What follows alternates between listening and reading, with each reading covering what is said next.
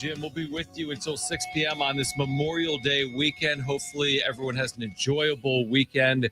Be safe if you are driving out there. I know there'll be a good amount of traffic over the next few hours. So we've got you covered until 6. Kevin Acee will join us from Atlanta, where the Padres now, Jim, are in desperate need of a win. And as you said, what impeccable timing. We talked about this yesterday. Ronald Acuna Jr., the former MVP, off an ACL, hasn't played in the year in the major leagues, is back tonight for Atlanta. Chris Sale, the National League Cy Young Award winner, is pitching tonight for Atlanta. The Braves are 15-7 at home. Now, they did lose to the Nats last night, I think in walk-off fashion for the Nats. It was Robert Hassel that scored the winning run. But wait, what? Did you see that? I can't believe you didn't retweet it.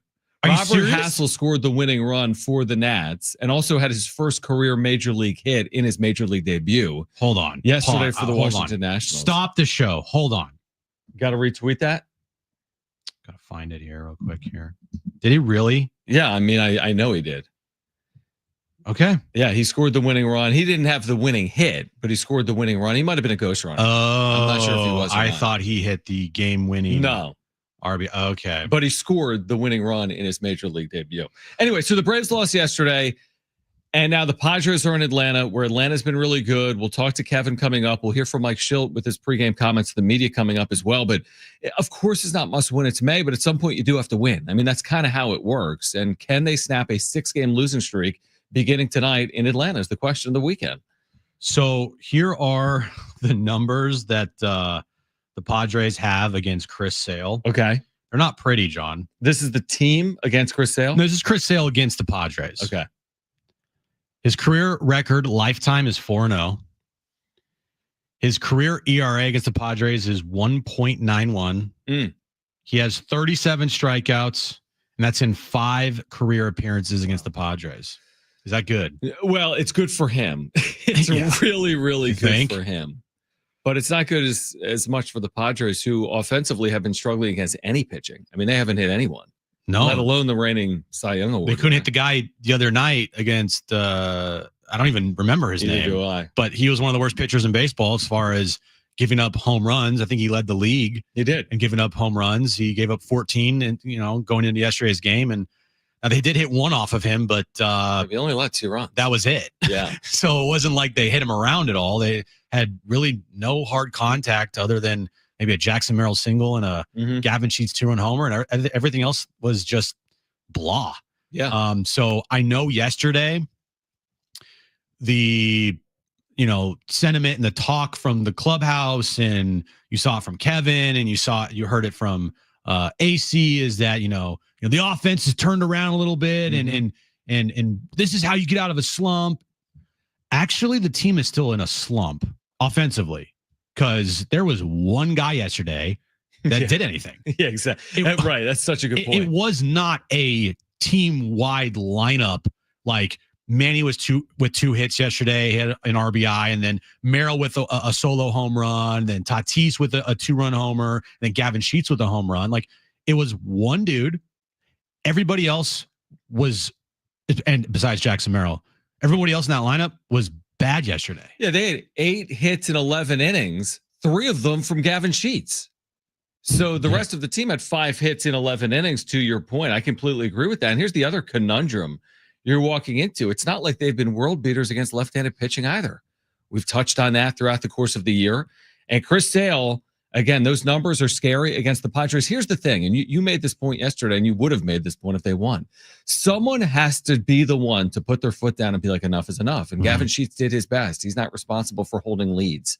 That's not his job, although he did commit an error that cost them 2 runs and arguably cost them the game. Yeah, it was a problem. But like someone, whether it's Sheets, whether it's Jackson Merrill, Manny Machado, Fernando Tatis Jr., Luis Arias, whoever it is, someone has to say enough is enough, because you are teetering in a dangerous spot. I think we do all agree with that, even though it's May. Would you agree, Jim, that when losing streaks hit a certain number, it starts getting scarier by the number, right? Like, what can be overcome? I mean, you don't want to lose 10 consecutive games. Not that they've lost 6, but the next 3 in Atlanta will not be easy. So, like, at some point, this is a crooked number. 6 is crooked. It gets any crookeder, not a word, that becomes really cricketer. That's like a gym word. Yeah. That becomes like scary, man. Like, how good can you be and have like an 8 or 9 game losing streak in your season? All right. So I'll go with not worst case scenario, but I'll go with basically it would be doomsday around here. They lose 10 in a row.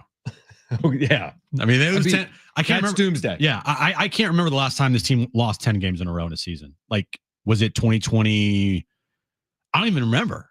It would have been 2019 second half or 2021 second half, and I bet they didn't do it. Like, they would need to do a lot of work to get to 10 consecutive losses, but let's just go and say that they lose 10 in a row. All right. So that means they get swept. They get swept again here in this series, lose all 3 games in Atlanta, and they would lose the first game at home on Memorial Day to the Marlins. That is worse doomsday. DEFCON 1. They would still be 3 games over 500. No, sorry. They would be 2 games over 500. Maybe 2, yeah. So, as you say, well, how many, can you afford a 10-game losing streak if I'm going like worst case scenario in your season? I mean, honestly, yeah. You don't want to try it out. You don't want to like see if you can, but you end up losing 10 games in a row here. Not ideal, obviously, but you're still 2 games over 500. Most teams, if they lost 10 games in a row, they go from around 500 to, 8-9 games under. I'm so fascinated by the last time the Padres did something like that. Maybe it's not worth considering because they've only lost 6 straight. It has to end this weekend. I truly believe that.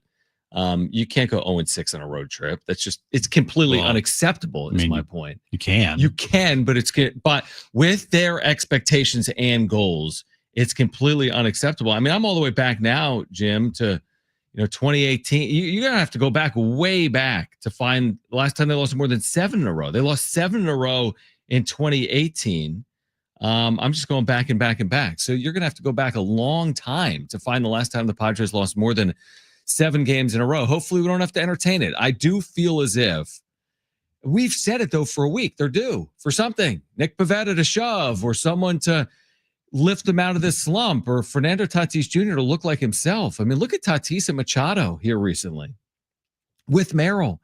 It has been a complete and utter disaster. You add up those 3 players, Jim, over this losing streak. What does it look like? It looks awful. I have the numbers, by the way, for those 3. Thank you to Nick Lee on Twitter. Okay. For putting these numbers out there. Their last 7 games. Okay. Fernando Tatis Jr. is hitting 143 with a 486 OPS. Right. Manny Machado is hitting 154 with a 433 OPS.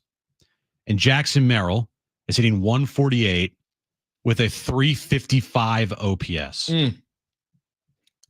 So that kind of tells the story. It does. And as Nick on Twitter also points out, and we've talked about this, who's that vibe guy on the team? Who's that guy to lift everybody's spirits, to make people laugh, to make people forget that they're in awful slumps? I don't know who that guy is, but what you do know is when these guys do go into slumps, especially guys like Manny and Fernando Tatis Jr., they wear it on their sleeves. You can tell by their body language. Toddy is a guy that you can tell if he's hot or cold because of his body language.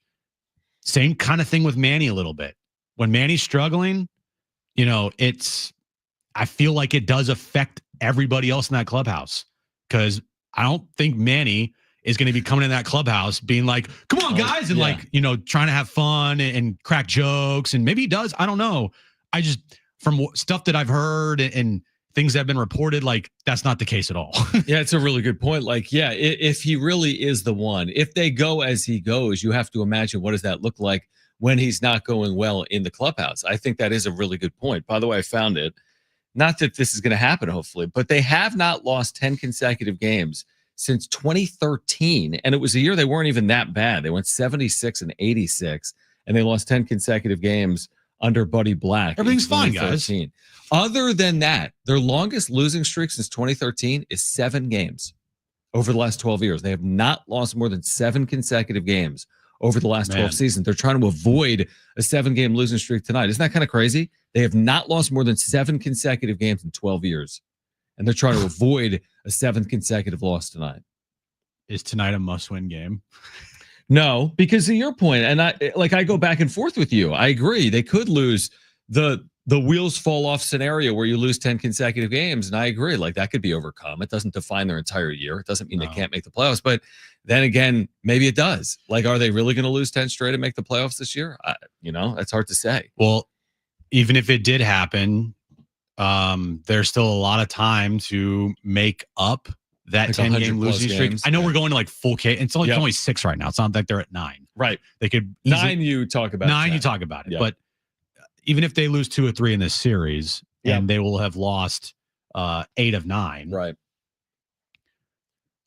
It's not the end of the world. It is. I agree. This is the most frustrating part of their season. Obviously, it's adversity that every team faces. We talked about it when they started 14-3. There's going to be adversity in this season. It's not going to be all sunshine and rainbows where they're winning at the 750 clip. Like, it's just not going to be the case. Right. So when there is adversity, how do they deal with it? Who steps up? Who takes the bull by the horns? Who gets the team out of their slump? Who brings the vibes up in the clubhouse when the vibes are clearly down right now? Like, who is that guy? Who is that player? I thought it was Gavin Sheets yesterday. They wasted that game. And even, Gavin Sheets had a great game. Like we mentioned, the offense is still slumping. These guys aren't out of it yet. No, not because Gavin Sheets played well. That doesn't make Fernando Tatis Jr. better. Right. It doesn't make Manny Machado better. You're right. I mean, maybe Sheets is the one that ultimately lifts them out of this, but we're going to find out. By the way, on the other side, there is a regular tonight. This is the second straight day the Padres are sitting a regular. Who is it and why? We'll explain on the other side. Do we have the SDFC tickets, Brett? Okay. I figured we did. I wasn't sure. We're going to qualify listeners all show long to win 2 free tickets to see SDFC, not this Saturday, but next Saturday. Oh. In 8 days against Austin FC. When you hear the goal call, goal. That's not exactly what it sounds like. It doesn't sound like when that at you all. hear that from Adrian Garcia Marquez, their play-by-play voice, call 877-767-4760 for a chance to qualify to win those tickets. We'll qualify someone this hour. Someone just called as if that was the goal call. We'll qualify someone this hour, next hour, 4 o'clock hour, 5 o'clock hour. We'll announce a winner coming up at 5:30. But what regular is sitting tonight for the Padres to get this series underway in Atlanta? We'll share that with you. Kevin Acee at 3 p.m. This is Jon and Jim, San Diego Sports 760, live on the iHeartRadio app.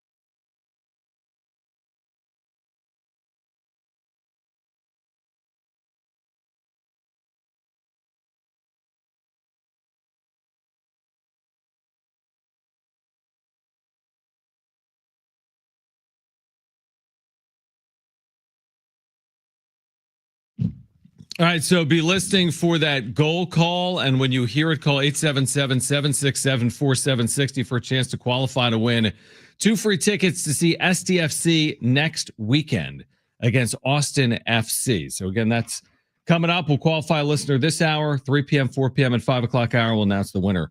Coming up at 5:30, Jon and Jim with you. Kevin Acee will join us at 3.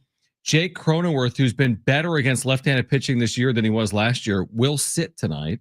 Jose Iglesias will start at second base. So Chris Sale, obviously a dominant lefty, and Jake Cronenworth, who at times has clearly struggled against left-handed pitching, will sit. Jose Iglesias in the lineup tonight for Mike Shildt after Xander Bogaerts sat yesterday. By the way, Bogaerts fouled a ball off his ankle. That was the reason given for him sitting yesterday and not starting that game. I mean, it makes sense that Jake isn't starting tonight. Why put Jake out there against a tough lefty? Yeah, exactly. The only guy in the lineup that's going to be in there that every single day, regardless, is going to be Jackson Merrill. Right. I thought you were going to say someone like Fernando Tatis Jr. I was about to go, wait, are you what? No, but they've rarely, correct me if I'm wrong, that they haven't really platooned Jake Cronenworth. Now, there's a reason tonight, to your point. Sale's as good as it gets, and Cronenworth's career numbers against Chris Sale aren't pretty. He's 0 for 10 with 6 strikeouts. So is that good? If there's a guy I don't care what you're making or who you are or if you're a regular or not. If you can't hit someone, you can't hit someone. So it makes complete sense. But by and large, Cronenworth is in there against lefties. They just drop him down. They'll bat him like 8th now against left-handed pitching. But today they're like, you know what? Why don't you sit this one out, bud? We need to score runs. We're not in position for you to go 0 for 3 with 3 Ks tonight. Yeah. You know what I was thinking too? I don't. We've been talking about jinxes and everything the last week or so. We've been trying stuff. You've eaten chicken. You put it was really good. Jackson Merrill card in salt. I did an exorcism on the wrap-up show. None of it's worked. We've asked ChatGPT multiple times about what to do. Nothing has worked. Maybe what works is the Padres going up against somebody that completely owns them. Oh, like the reverse of the jinx, because it doesn't really make sense, but it would make sense to end it in a game like this. It would make sense tonight that they knock around Chris Sale a little bit for 5 runs in 4 innings. I agree. I mean, we've been saying that a lot. I hope today is that there will be a day we're correct if we keep saying that. Right. That's why I'm continuously going to say it. Now, I do wonder, correct. I do wonder if it's just going to take you leaving the continental 48 states, because you're going to Hawaii for a honeymoon anniversary tomorrow. And the last time you left the continental 48 states, they went 10-0. Oh, I am guaranteeing a win at least tomorrow. Because you're leaving San Diego. Guarantee. It might take that. I'm guaranteeing that the Padres will at least win a baseball game tomorrow. Tonight, I can't promise anything. I thought you were going to say, I'm guaranteeing they're going to win a game while I'm gone. Well, I hope so, because you're gone for a week, so they're going to need to win. I'm going with tomorrow night. They are going to win that game because I'm going to be in Hawaii, and of course they're going to win when I'm in Hawaii, right? Yes. So if nothing else, even if tonight doesn't go well, rest assured this will end because Jim is going away. Now, I will say, when I leave and they still are struggling, I don't know how many games I'm going to miss. So tomorrow, 10. 2, 5. I'm going to miss 8 games. I'll miss 8 games. Okay.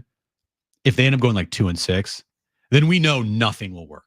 If they go me leaving, all the jinx stuff that we've done, you eating chicken, nothing will have worked. If they go 2-6, they're not good. At some point, we're going to look up and be like, is this team good? I mean, can you really have a stretch like this? And the answer is yes. I mean, teams have had bad stretches in good years, but every Padres fan is going to look up if after the Pirates and Marlins homestand, they're going 2-6 and be like, this team's not good. What you need to be worried about is if they go 8-0, because then you're going to be doing the show from Hawaii for the rest of your life. Yeah, exactly. If they don't lose, you're not coming back. Here's the thing. I'm okay with that. Yeah, I think you should be. I'm okay with that. On your dime. Yeah. Then that might be a little bit of a problem. But if iHeart San Diego wants to pay me while I live in Hawaii, I'm cool with that. By the way, we've been asked repeatedly on social media and now in our chat over the last 48 hours and have not addressed it at the wrap-up show or here about this fake news story about a scuffle in the Padres clubhouse that was reported by a fake X channel that's talking baseball, but the word baseball spelled incorrectly. It didn't happen. Kevin is with the team. There are no scuffles. They're scuffling, but there's been no scuffle. Just be someone put something on X, and there's been a lot of people to ask about this. And I've seen it on Reddit. I've seen it on social media. I've seen it in this chat. There's no scuffle. They're just scuffling, right? So I saw that this morning. I've seen it for days. And it's a classic example of just complete misinformation out there in the world that people just will think anything is true because it's online. I agree. It is such a joke. There are certain people that you need to listen to, and that's it. And that's like Jeff Passons of the world, John Heyman's, Kevin, Dennis. And me and Jim. Well, I'm just talking about like people that cover the sport. Yeah. If you are taking your news off some random stupid Facebook post or some random stupid X post. What about talking baseball with the word baseball spelled wrong? Well, is that a good source? Well, I have an idea. Why don't you actually, if you are this person, I'm not trying to be mean, but I'm just telling you, like, take a double look before you believe something. Like, look at what actually the source of the report is coming from, because there's a good chance if you read it and you go, that's crazy. More often than not, it's fake. Well, Darnay sent it to us a day or two ago, and he's like, I nearly fell for this. This was from Talking BASABELL, Talking Bossabell. Yeah, I know it's fake. So it's fake, but everyone is wrong with this to the point that it has 6,000 likes and it has 600 retweets. 6,000 likes and 600 retweets. It has a check mark because you can buy them. Yeah, that's another problem. But I bet you, if you go to the quote tweets and you go to the replies, there are a 75% at least people that actually believe that. That's what I'm saying. Well, also, as you scroll, some people aren't as concerned about it as me and you. Like, well, this is our job. But if you just scroll, like, oh, wow, I can't believe that. If you're in Washington, D.C., you're like, man, the Padres are really sideways right now. You're just scrolling. I know. The second I saw it and I read it, I knew for a fact that it wasn't true. So I didn't put anything into it. So, it's easy to dupe people nowadays. Like, it's very easy to dupe people. Dude, and look at the and it's videos. It's that account. The NBA Centel account's pretty funny. MLB on the FAX. Yeah, the FAX. Yeah. But I mean, I saw this on Facebook and I was like, that's why I don't do anything on Facebook, because it's just like a bunch of misinformation there. And I looked at the comments and I was scrolling down because I wanted to see the first person that was going to say, like, this is fake, guys. This is stupid. Don't believe this. It took me like 35 comments to find somebody before somebody said, guys, this is fake. That's sad. Is it possible this year that this becomes an accurate story, that what's being reported, sources say it began after one player questioned the team's leadership? Now, it's come up in Padres history, this type of situation, but under Mike Schilt, that would really surprise me, even with them going sideways right now. All right, more on the Padres as they get ready for the Braves coming up on the other side. Kevin Acee will join us at 3 p.m. We'll hear from Mike Schilt, by the way. When we have his pregame audio from his pregame press conference, we will share that with you coming up as well, and be listening for that goal call when you hear it. Call 877-767-4760. We're getting you ready for Padres and Braves to kick off this Memorial Day weekend. It's Jon and Jim, San Diego Sports 760, live on the iHeartRadio app.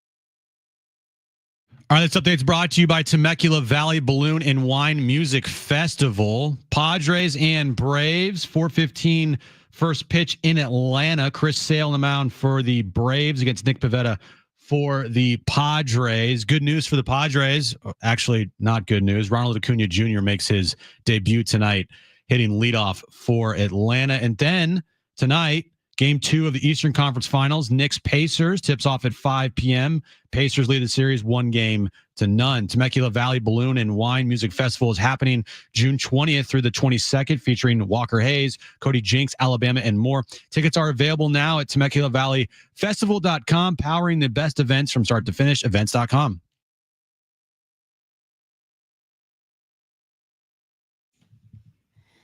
All right, Jon and Jim, San Diego Sports 760.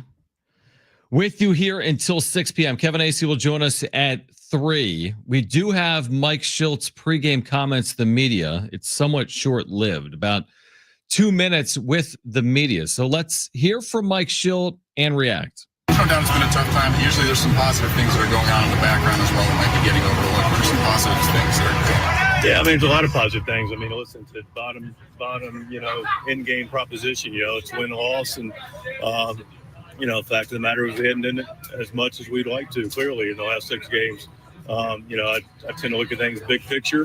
What's going on positively is this group's really together, it's competing together, enjoys competing together. Pitch has been overall pretty good.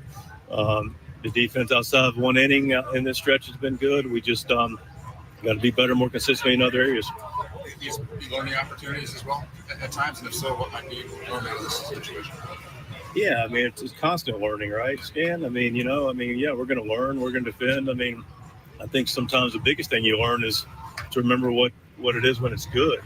The one thing that can happen, and it's understandable, is, when things don't go as well, people think the sky's falling and oh my gosh, what are we going to do? And I get these questions. And, I have a beautiful reference point of looking at things in a sense of like, what's going to work? What works to win? Done a lot of winning, seen a lot of winning. We've done it here. And then get back to that. I don't think I know the trap is when people start to think about all these other things exteriorly, and when that happens, that's when it gets a little more dangerous. Nick's been throwing the ball really well. An opportunity for him to kind of step up and be the stopper, so to speak, and get you guys back in the win column. It's a chance for everybody to be the stopper. And Nick's on the mound. He takes a big point in it, but everybody's got a responsibility. We'll accept the responsibility to go out and play their best game. All right, Schilt, he doesn't seem overly concerned. He'll never be. He'll never be concerned as long as he's here. And I do think that is a really good quality. It's just how he portrays it. The fans, I can see right through it. I know the fans some fans see right through it. Some fans don't, but that's my only issue sometimes with Schilt when he is so positive. Like, Mike, the guy's like 0 for his last 15. What are we doing here? You know what I mean? Like, oh man, this guy's been unbelievable for us. It's like stop. Or like he's like, our defense has been really good other than 1 inning, but the inning he's referencing was a 3-error inning. But there was an inning yesterday that cost them 2 runs with their defense. Yeah, I would have asked the question of, Mike, like, how are you keeping your spirits up here in the clubhouse for, the stuff that we don't see? What are you guys doing in the clubhouse to make sure that your spirits are up? Not what positives have you seen with this team during a 6-game losing streak? Yeah, or where do players turn when things are going tough? Who is the player that's going to lead them out of this? Not on the field, but off of it. Yeah, that's a very good one. And he would say, we got world champions in here. We have Hall of Famers in here. I would probably ask that question maybe to a player. Like, we can ask that to Kevin. Yeah. Like, hey, Kevin, who is the guy in the clubhouse that the players look to when times are tough and when the vibes are down? Who's that guy in the clubhouse to bring the room up, right? To make people laugh, to bring the vibes up? Who is that guy? Because doesn't it feel like that's also, you can throw that into the issues as well with the 6-game losing streak? It's not just what they're doing at the plate, which is the most important, but we do know these guys are human, and it's not just mechanical and robot style and video game style where you only, existence is at the plate. It's what you do in the clubhouse, on the plane, at the hotel, team events, dinner. Like, are these guys like just completely bummed out right now? That's why I was always taken aback by what Manny said 2 years ago when he said this isn't high school baseball, when he basically said everyone has a personal responsibility and accountability to the team. But that's not how sports typically work. I mean, there's something about being a cohesive group that can make you better. And I think we felt that a year ago. They clearly were connected, not just on field. It wasn't just happenstance that they went 43-19. It wasn't because they didn't like each other. It's probably because they did and then had to play some type of role. Right now, they just seem like they're lacking. I don't know. Like, again, a year ago with Profar, the vibes guy, it feels like maybe they are lacking some of that. Like, who is the one? I see Tatis now, and he's not like, I don't know. He's not the vibes guy. Dude, when Tatis isn't going well, he's not the vibes guy. Dude, he already has had a moment this year where people were questioning, is Tatis like sad? And that was a real thing. Yeah, he said he was. And talked to AJ Preller about this. It was a week ago. Right. He said that. So Tatis has been dealing with some up and down things, and he's been sad at points of this season. Yeah, who's going to step up? And not just who, but how many? Yeah, because it needs to be multiple. I know Schultz says who's going to be the stopper. Well, yesterday was Gavin Sheets, and then you blew that. So you wasted that, game stopper game from Gavin Sheets, and I feel like it has to be an entire group. It has to be a collective group. I want to see everybody on the top step. I want to see everybody cheering for each other. I want to see everybody having fun in the dugout. Like those things are what the team did last year. Now they were winning a lot, so it makes it easier. And we had the same discussion in 2023. Remember, they were trying the piñata stuff to try to get things going, and it just didn't work. Yeah, exactly. That was a year, guess what? Without Jurickson Profar. 2024 with Jurickson Profar. 2025 without Jurickson Profar. Like, is it fair to kind of like, you almost kind of question their fight a little bit? What kind of team has a 30-inning scoreless streak and a 27-inning scoreless streak within the same 6 weeks, and also goes 0 for 39 with runners in scoring position in there? Like, that didn't happen last year, not by happenstance, but for a reason. Wow. The worst of the worst last year was not for a lack of fight. They just happened to go 24 consecutive scoreless innings against the LA Dodgers in the most impactful time of their season because they wanted it too much, and they played their worst when they needed to play their best. Okay, so it happened. Mm-hmm. But now in the regular season already, twice this year, when seasons are not on the line and you're playing like random teams, they've had a 30-inning scoreless streak and a 27-inning scoreless streak. If I see that I'm the general manager, I need to ask myself, if I put a group out there that 1 through 9 is giving me a chance to score like I was able to score in 2024, like, isn't that concerning that they've had multiple prolonged scoreless streaks already? It's concerning, but there's also a lot of time left in the season where you can like wipe the slate clean there. Mm-hmm. I agree. Last year, how many 5-game losing streak did they have? 4? 4. And they wiped the slate clean as soon as they started playing great baseball. Mm-hmm. So we never talked in the last 2.5 months about like, oh man, is this team going to end up going on another 5-game losing streak? Right. Might have mentioned it once or twice, but they never even got close to having another 5-game losing streak. So if these things happen early on, it's easier to kind of put those things in the rear view mirror and not have them turn into trends. But that's the whole point, is like, you got to make sure you put those things in the rear view mirror and you don't make them turn into trends. You don't have another long scoreless drought. You don't have another long, over with runners in scoring position drought. You don't continue to have, losing streaks of 4 games or more. Like, it's up to the guys to put those things in the rear view and make sure those things don't happen again, because it falls on their shoulders, man. We can sit here and be like, oh, don't worry, it'll be fine. We don't do it. We can't do anything. They got to do it. Plus, they do have the secret weapon, the card in their back pocket. Is it a Pokemon card? I wish it was. I wish. Me too. By the way, where are your Pokemon cards? I'm supposed to get graded at the card show, bud. We're not going to do that. Okay, that's fair. There'll be more card shows. There'll be more opportunities, but I'm going tomorrow. Yeah. Here's the secret weapon. It's like a superhero. Superman? Better. And there's even a term for it. What still is possible for this team that they have that they can't utilize now? Second half shield. Second half shield is 100 games. I was like, where are you going with this? Second half shield is like 100 games over 500 in his career. Second half shield. We poo-pooed it last year because like, are they really going to count on second half shield because he was good in St. Louis? And he went 63-19. It's great. 43-19. I get it, but still got to happen. Still has to happen. You know, just to count on these things to happen over and over and over again. There's eventually going to be that one time where it doesn't happen. You're right. It's not going to be a 100% success hit. It just isn't. So if they do end up playing so-so baseball here, and we get to another point this year, which is just like last year, where they're like around like 50 and 47 or 40, you know what I mean? Right. Around 500, then guess what we're going to have to do again? We're going to have to count on something that isn't 100% successful all the time, even though he has been over his career a manager that has done well in the second half. But like I said, there's going to be one of those years where it just doesn't work.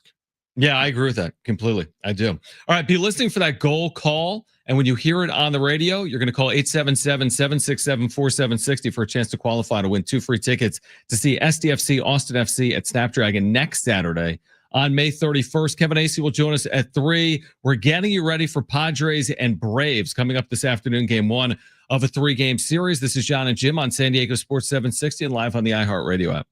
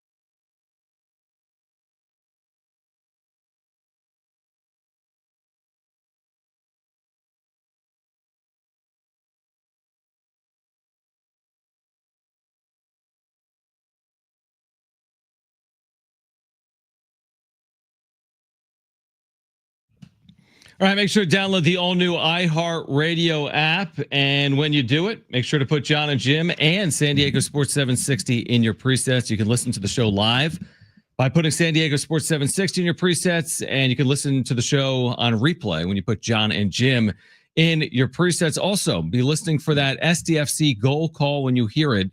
Call 877-767-4760 for a chance to win 2 free tickets to their upcoming match May 31st. So Kevin will join us in about 10 minutes. Kevin Acee, our Padres Insider. He is in Atlanta, where the Padres will open this series at 4:15 Pacific. Ronald Acuna does return for the Braves, which is a huge storyline, obviously, for Atlanta. Yeah, maybe not as much for the Padres. And maybe that's one of those things too, Jim. It's like anything that can go wrong will go wrong when you're not playing well. Like, oh, we're not playing well, and here's Chris Sale and Ronald Acuna, as I said, on this Friday night. Maybe this is what turns it around. A game where literally nobody expects the Padres to win. Like, nobody. You're on a 6-game losing streak. You're facing a pitcher that has owned you for the last however many starts that he has against you. Mm-hmm. A team that's getting their, one of their best players back from injury, and a former MVP. You're still on the road. Atlanta's played really good baseball at home. Maybe they have in the back of their mind a little, revenge on their mind after their 0-4 trip here to start the season. Right. So with all that, maybe that's why tonight's the night that they just end their 6-game losing streak. They win 5-2. I like clean that. game. Manny has a home run. Toddy gets a home run. Merrill gets a couple hits. Clean outings from the bullpen. Nick Pivetta goes, 6 innings, 2 earned runs. Maybe that's how they end the losing streak tonight, or they lose again and they've lost 7 in a row. We'll find out in a few hours. You're right. Nick Pivetta, by the way, is there any concern with what he's done on the road? Now, there was the Colorado start, but there was also a Wrigley start. I have his numbers. He's got a 5.21 on the road. It's elevated from allowing 6 runs at Coors Field in 4 innings. Again, it's like you add all this stuff up, and maybe because it doesn't add up, the Padres will win. He's made 10 starts at Atlanta at this ballpark, Truist. Oh, don't say it. And he's got a 5.4 ERA. No, that's not the jinx is if he had a 0. But still, it's not like good. It's awful. Just like you just said, the bad stats, maybe it doesn't make sense, and that's why they win, right? Yeah. A jinx is when someone has a 0 ERA. Okay. That's a jinx. I was just, yeah. Okay. Yeah, you're right. You're right. Didn't you just I know, you're right. Yeah. Put all the bad stats into one pot. Exactly. He's been mix bad it around. He's been bad on the road. He's been bad at Atlanta. Yeah. Chris Sale's been really good against the Padres, right? It's like a witch making a potion, and then just throw all this bad stuff in there, and it turns into like this potion to make you superhuman, or I don't even know. Yeah, I know. Exactly. So again, and if it doesn't happen tonight, I mean, your initial point is a good one. If it doesn't happen tonight, I mean, it's not like this ain't game 4 of the NLDS. It's not game 5. Now you're going to have to put yourself in a position to get, hopefully, to the NLDS, and no NLDS has been determined in May. So maybe this is just the ebb and flow of a long season is what's playing out right now for the Padres, potentially, is what we're seeing. It's game what, 50 something? No, not even. You're at 49, Yeah. 49. Yeah. 49. Game 49. Yep. Of 162. I know, but we're the same people that falling. for 5 years were like, you got to start fast. They did start fast. And look what happens is that you start fast and you have a long losing streak. It's a good thing you start fast. It's a good thing you started fast. Yeah. That's exactly why we have been, carrying the flag of you need to start fast for the last 4 years that we've had this show. Right. Because of situations like this. Yep. You are going to eventually have a dull down moment in your season. And if you start fast, it can withstand these types of moments. Not fully, but like I said, you look up here, they're still 27-22. And it's not the end of the world. There are a lot of teams in baseball that would die to be 27-22 right now. One of those teams is the worst team in the history of the sport, the Colorado Rockies. Right. They're 27-21. Sorry, 27-21. Right now, but you're 100% right. And there's a lot of teams that don't have the same record or have a worse record than the Padres. You're right.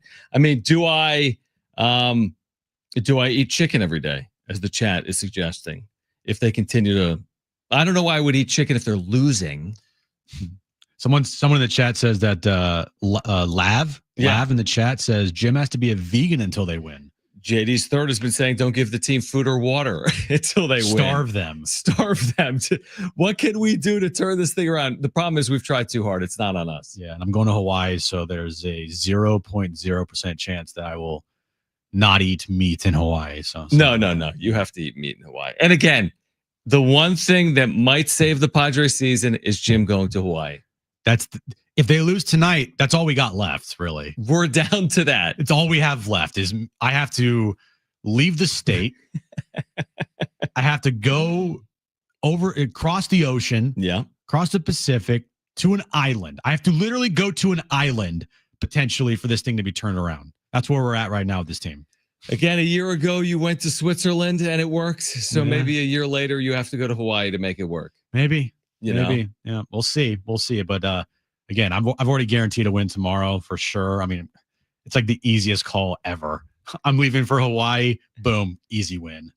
Are we going to ask Kevin, by the way, when he joins us in 6 or 7 minutes or 8 minutes about, are we going to ask about Yu Darvish again? Is there that the Yu Darvish conversation again? A couple days passes, no commentary, no. It's just it's the never-ending story. Are we going to ask him every 2 days for the entire season and never see Yu Darvish all year long? The Yu Darvish thing is we'll see him when we see him. Yeah. That's kind of like how it's being portrayed right now is we'll see him when we see him. Which will not be in Atlanta, apparently. What I don't get, I'll ask Kevin this, or you can ask Kevin. I don't get how he can have a quote unquote, I guess, setback, or he's still feeling the residual effects of his injury, yet he's feeling no pain. What does that mean? Yeah, we need to ask about that. Because doesn't that feel a little contradictory there? Yeah, it does. It does. Oh, his elbow doesn't feel right, but don't worry, no pain. So then how would you describe it? Would you say it becomes more and more of a focal point as the team continues to not play the way they played out of the gates? It only becomes a focal point if guys like Randy Vasquez and Stephen Kolek start to really look bad. Mm-hmm. Then it's going to be that's the Darvish, another start that Darvish misses that is going to be a problem. Mm-hmm. But if those guys continue to pitch pretty well, you're not going to feel it as much. That's the whole thing is the rotation was predicated on having 4 legit guys this year. Mm-hmm. Now it's 3, and you need to have 2 guys step up. And if those 2 guys step up and they pitch pretty well, I mean, Randy Vasquez has pitched pretty well. Stephen Kolek has pitched pretty well. And if they continue to do that, then the loss of Darvish isn't going to hurt as much.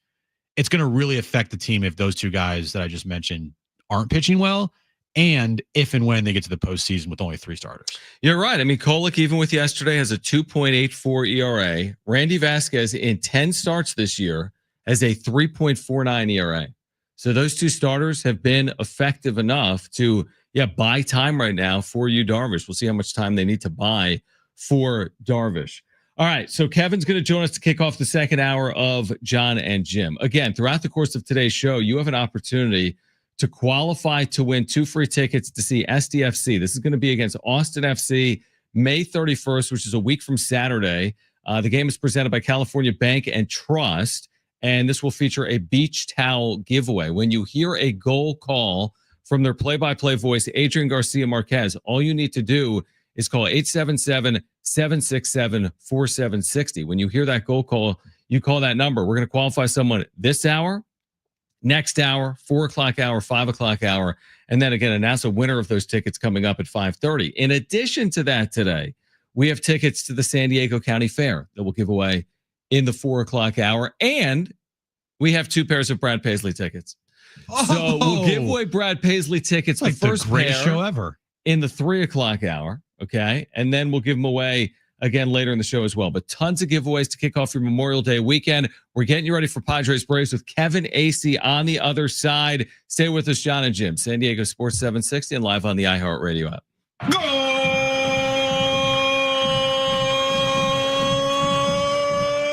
Anders Dreyer was dancing.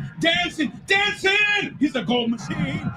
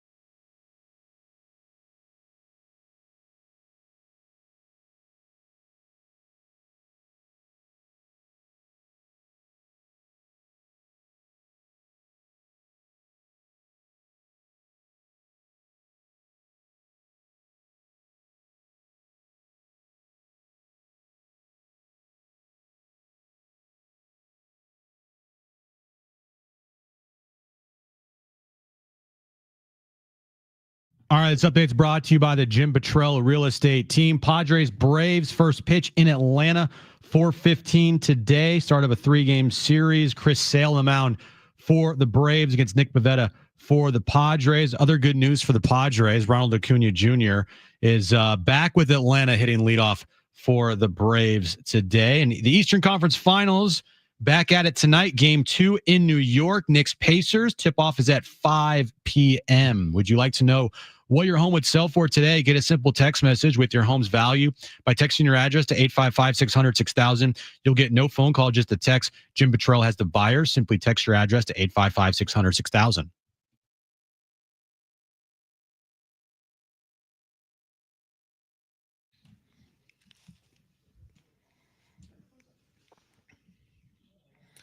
All right, let's kick off hour 2 of Jon and Jim to start this Memorial Day weekend with Kevin Acee, our Padres insider. He is in Atlanta, where the Padres are trying to snap a 6-game losing streak, their longest since June of 2023. So, Kevin, we always appreciate it. We hope you enjoy your weekend in Atlanta. And I guess the question is this, Kevin, as they've lost 6 straight. A year ago, they had 4 5-game losing streaks. They also had Jurickson Profar, who got a lot of this credit for being someone to just pull this team together, right? That vibes guy. When things aren't going well, based on your experience covering this team and being in the clubhouse, who is the player or the players that kind of rally the troops together when things aren't going well in 2025? It's kind of a combination, but there isn't that guy that it's Luis Ariz, big energy guy, is always up. And I know that he has made that like a, I don't know if I should say made it like a focus, but Luis is that guy all the time, right? Mm-hmm. They're more like a been there, done that kind of crew, and I think they were last year too. But there were just a couple key moments during the year that definitely Profar had a lot of chutzpah. And wasn't afraid to say some things. And I know that they are talking every day about this, and Manny is talking, and Xander is talking, and that's what they do. But their 2 sparks, unfortunately, just by who they are Jackson Merrill and Fernando Tatis Jr. And, things haven't been going well, and you've seen kind of their body language on the field. I'm not putting them down or anything. I'm just saying it's been a rough time for them right now. And for you, Kevin, I mean, this season so far, they've had a 30-inning scoreless streak. They've had the 27 here scoreless inning streak. They went 0 for 39 with runners in scoring position. It's game 49 of the year tonight. But you don't want to have this continue and become a trend this year. Are you concerned at all? No. There's been so much good between that, because Jim, that's a really good point.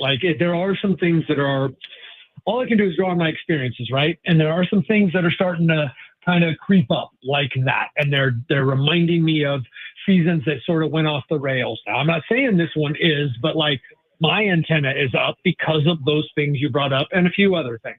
Yeah. But they're also in between are doing things that they didn't do in 23 and even in 21. They're a different kind of team. I am surprised. Look, I didn't think they were a 6 lot. Anyone can lose 6. It'd be foolish of me to say that they couldn't do that. But I am surprised at how they have not been able to manufacture a win here, but that's just how incredibly cold they've been. Kevin Acee is our Padres insider. He's in Atlanta, where the Padres and Braves kick off a series in about 1 hour. You used the term antenna up. We've been using that a few times recently as well. Is there? We've seen your reporting on Darvish. I think we talked to you on Wednesday about it. The no residual effects, or he's feeling residual effects of pitching, but he doesn't have any pain. Is your antenna up on Darvish? Do you feel as if you have the full story, or maybe that's, it's hard to have the full story because that's the club's job, not necessarily the reporter's job. Do you have any more clarity when it comes to you, Darvish, or not? I feel I feel like I have the full story, and I've been trying to explain it as there is no full, the full story is this is up to Darvish. He's feeling tight. He's feeling like he can't pitch and then pitch again. He doesn't want to do that to the team. He, isn't certain where he's at. He pitched really well. That's like by all accounts, like his stuff, his velocity. It's just that he didn't feel bad afterward. Like, there's something wrong. I got, this is the telltale sign. I got something on my elbow. It was that he doesn't feel right afterward. Again, like a veteran gets this deference. And now it may turn out that he's never better. I mean, I'm just saying that. Like, that's not what anybody thinks. But like, he hasn't been out there yet. So yeah, my antenna's up. Like, what's going to happen? But he's back in San Diego. He's playing catch. And here's a reason that I'm believing what the people are telling me is that they have said they were going to defer to Darvish all along, and they are. And they're not in alarm mode yet. They're in, hey, let's let Darvish keep driving this. Now, look, at some point here, he's going to get checked out just to put his mind at ease. At some point here, it's going to be, all right, you got to get on the mound, man. That's just a fact. Like, it's like he's not doing any good to not. But at this point, it has to be left up to him as to like the next steps. And I just don't think they're like when we talk Friday, we don't have to talk about it. I'm joking around here. Yeah. We don't have to talk about it again because like there won't be anything until next week. There just won't. It's not like I don't even think he'll get on a mound until then. He'll continue to play catch. It's not an intense catch from my understanding. And next week they should have some clarity about what the next step is. Look, at this point, he's got to throw some bullpens and probably do a rehab start. But then again, Darvish is unique, man. Darvish could probably go out tomorrow and throw 50 innings, or I'm sorry, 50. He could throw 50 pitches in a major league game for you, right? Get you through 4 innings. But he then is worried about how he'd feel the next day and, be able to go the next start. So I do believe that we have the full story. It's what we're all not comfortable with is that there's this guy who has the elbow who is in charge of this. And he's not feeling for the good of himself and for the good of the team that he's ready to go. That'd be incredible if he pitched 50 innings tomorrow. That'd be awesome. That'd be incredible. I mean, we've seen him do a lot of stuff. He'd throw 47 different types of pitches. It would be amazing. Yeah, it would be. Have you talked to Manny at all about the lack of power with him this year, or are you just kind of letting that one slide here until the season progresses a little more? I have meant to, and I've talked to Manny so much, but I had to talk to him about himself for a big story I did. Yeah. I had to talk to him about his errors. I had to talk to him about the team sucking. So you know what? That has slipped through the cracks. I was just saying today that he was so hot for a while, and it's Manny, and you guys have said it. Oh, he's always going to have his 28, right? Yeah. I think that's what it is. The only guy with 28 for 9 straight 162-game seasons in the major leagues. It's Manny. But we're getting on June here. So, yes, I need to talk to Manny about the power. I have talked to others. They like his swing. They think that those homers will come.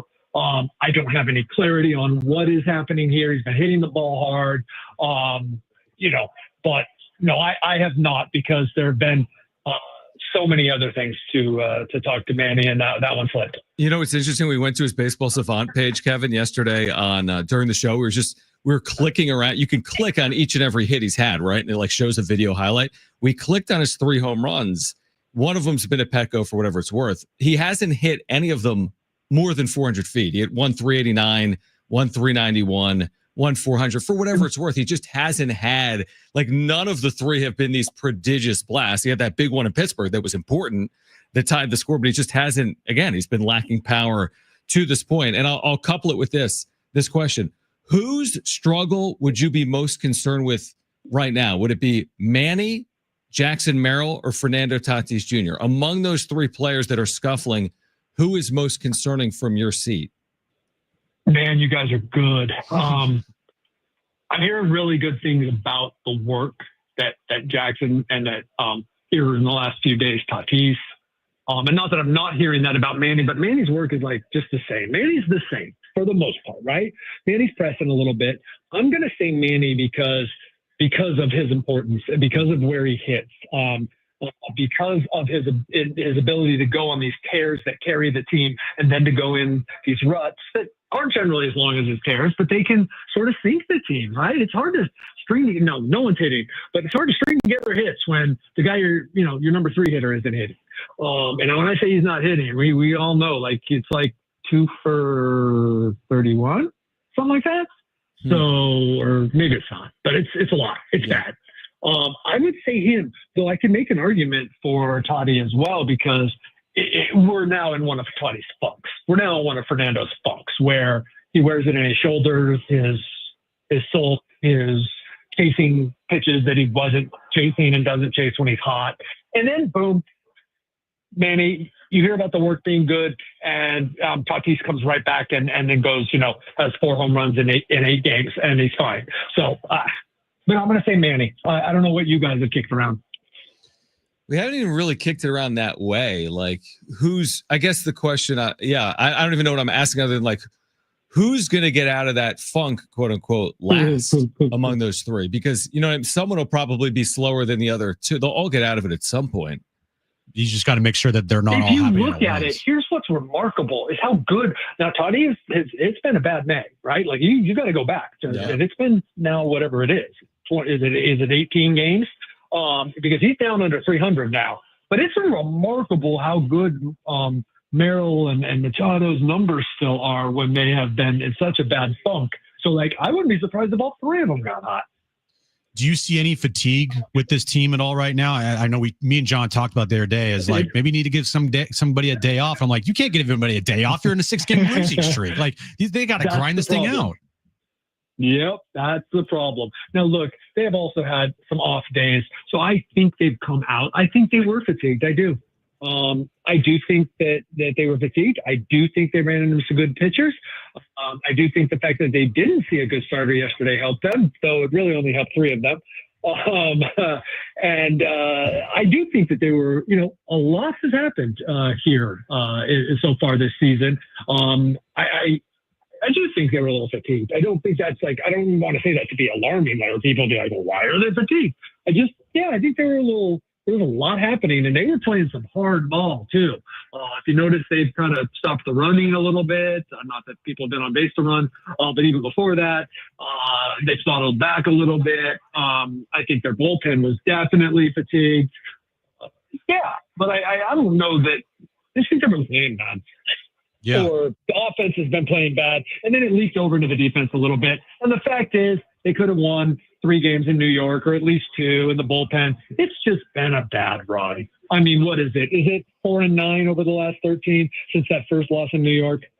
I think so. I think that's right, Kevin. And why I asked about the fatigue thing here is because you're now in the midst of, I think it's 22 and 23 games, 22 games in 23 days with only 1 off day there next Thursday, and then they play 13 straight. So it's like you want to maybe give these guys a day off. I'm sure Schilt is planning these things out, but you can't give a guy a day off when you're in the middle of a losing streak like this. You got to figure that, he's really open for that, because either way, like, someone's getting a day off and someone's maybe getting a DH day when they have a game here at 1 Pacific on Sunday. So it's a little later, right? And then a game at 5:40 in San Diego the next day, and it's game 7 out of 9 in a row. Like, he would love to be able to do that, but you are right. It's something to watch. And it's something to watch because, at some point he's got to get people days off, but he definitely doesn't want to do it when, they're looking at 6, 7, 8 in a row, whatever, Yeah. It's like the Melvin conundrum of 2023. I mean, he played everyone because they needed to play, but they never turned their season around. I just want to ask you a final question, Kevin, about, like, Manny's defense.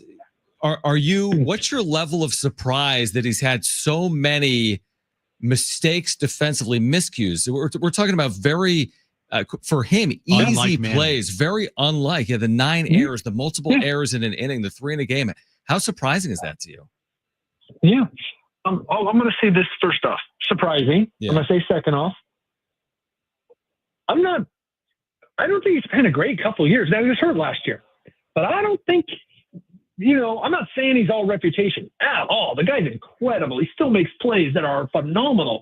But I think the errors are more frequent. And the plays that he used to make, that he's not making are more frequent. I'm not bagging on him at all. It's just my job to be honest, so that then when I do write a glowing story about him like I did last week, then it's like, it's real, right? Like, I don't think Manny is the Gold Glover anymore. I think he plays Gold Glove defense at times, but like, he is whatever. Is he about to be 33? Like, I'm just telling you, I'm not all that surprised because I think that's who he is now, where he is phenomenal and blows your mind still at what he can do because he's Manny, Machado, as he would say. I think he was actually the S before the Manny Machado. But like, I revere how he plays. But I'm just being honest. Like, I don't think he's that great defensively anymore. He can be, but it's not like platinum glove Manny out there anymore. So, we are up against it, but I do want to know because Jim heard something on the broadcast last night. Do you know what time the Padres arrived in Atlanta last night? I don't think it was that late. Okay. Because he thought he heard something like it was going to be like an overnight. I thought I heard situation. Jesse say it was going to be like 4 a.m. or something. I don't know. No, because they were out of there pretty early. I should have looked today. I see that they're getting back in San Diego at 10 p.m. on Sunday night, which is not bad at all. But like, gosh, it's a 4 hour, 3.5 hour flight, maybe 4 hours. And they were out of there by 7? Yeah. All right, cool. I was probably wrong. Potentially. It's the first time for everything. Late night, but this is a 7:40 or a 7:10 game. They had time. Right. All right. Kevin, enjoy your weekend. We are off on Monday, so we will catch up with you in the middle of next week. Safe travels. Enjoy the weekend, and we'll do it again next week. We've reached the part of the season where I referred to the next time we talk as Friday anyway, so clearly I have no clue about anything. It's baseball season. Thanks, Kevin. Thanks, Kevin. Yep. All right. Kevin Acee, our Padres Insider. We react on the other side. Jon and Jim, San Diego Sports 760. Live on the iHeartRadio app, and Kevin's appearance brought to you by the all-new Jamul Casino Resort, the Players Place.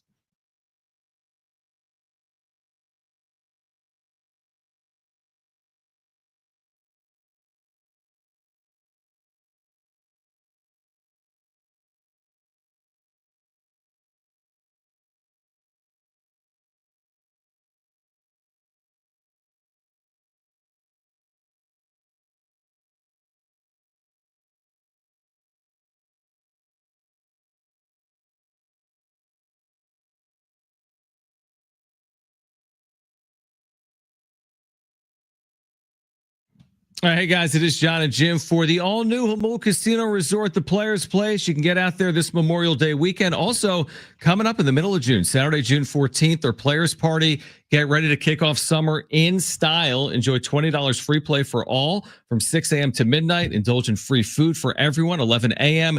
to 3 p.m. in the Jive Lounge. It's an event you won't want to miss. Make sure to start your summer off right. And get ready to elevate your gaming experience with their brand new casino app. Get 200,000 bonus coins when you sign up and enjoy real rewards in every app purchase. Play online at playjamulcasino.com. You can catch all their action at Tony Gwynn Sports Pub. We're talking Padres, NBA, NHL postseason, and more, plus UFC 316. You can watch it Saturday, June 7th at 7 p.m. at Tony Gwynn Sports Pub, Loft 94, and their poker room, the all-new Jamul Casino Resort, the Players Place.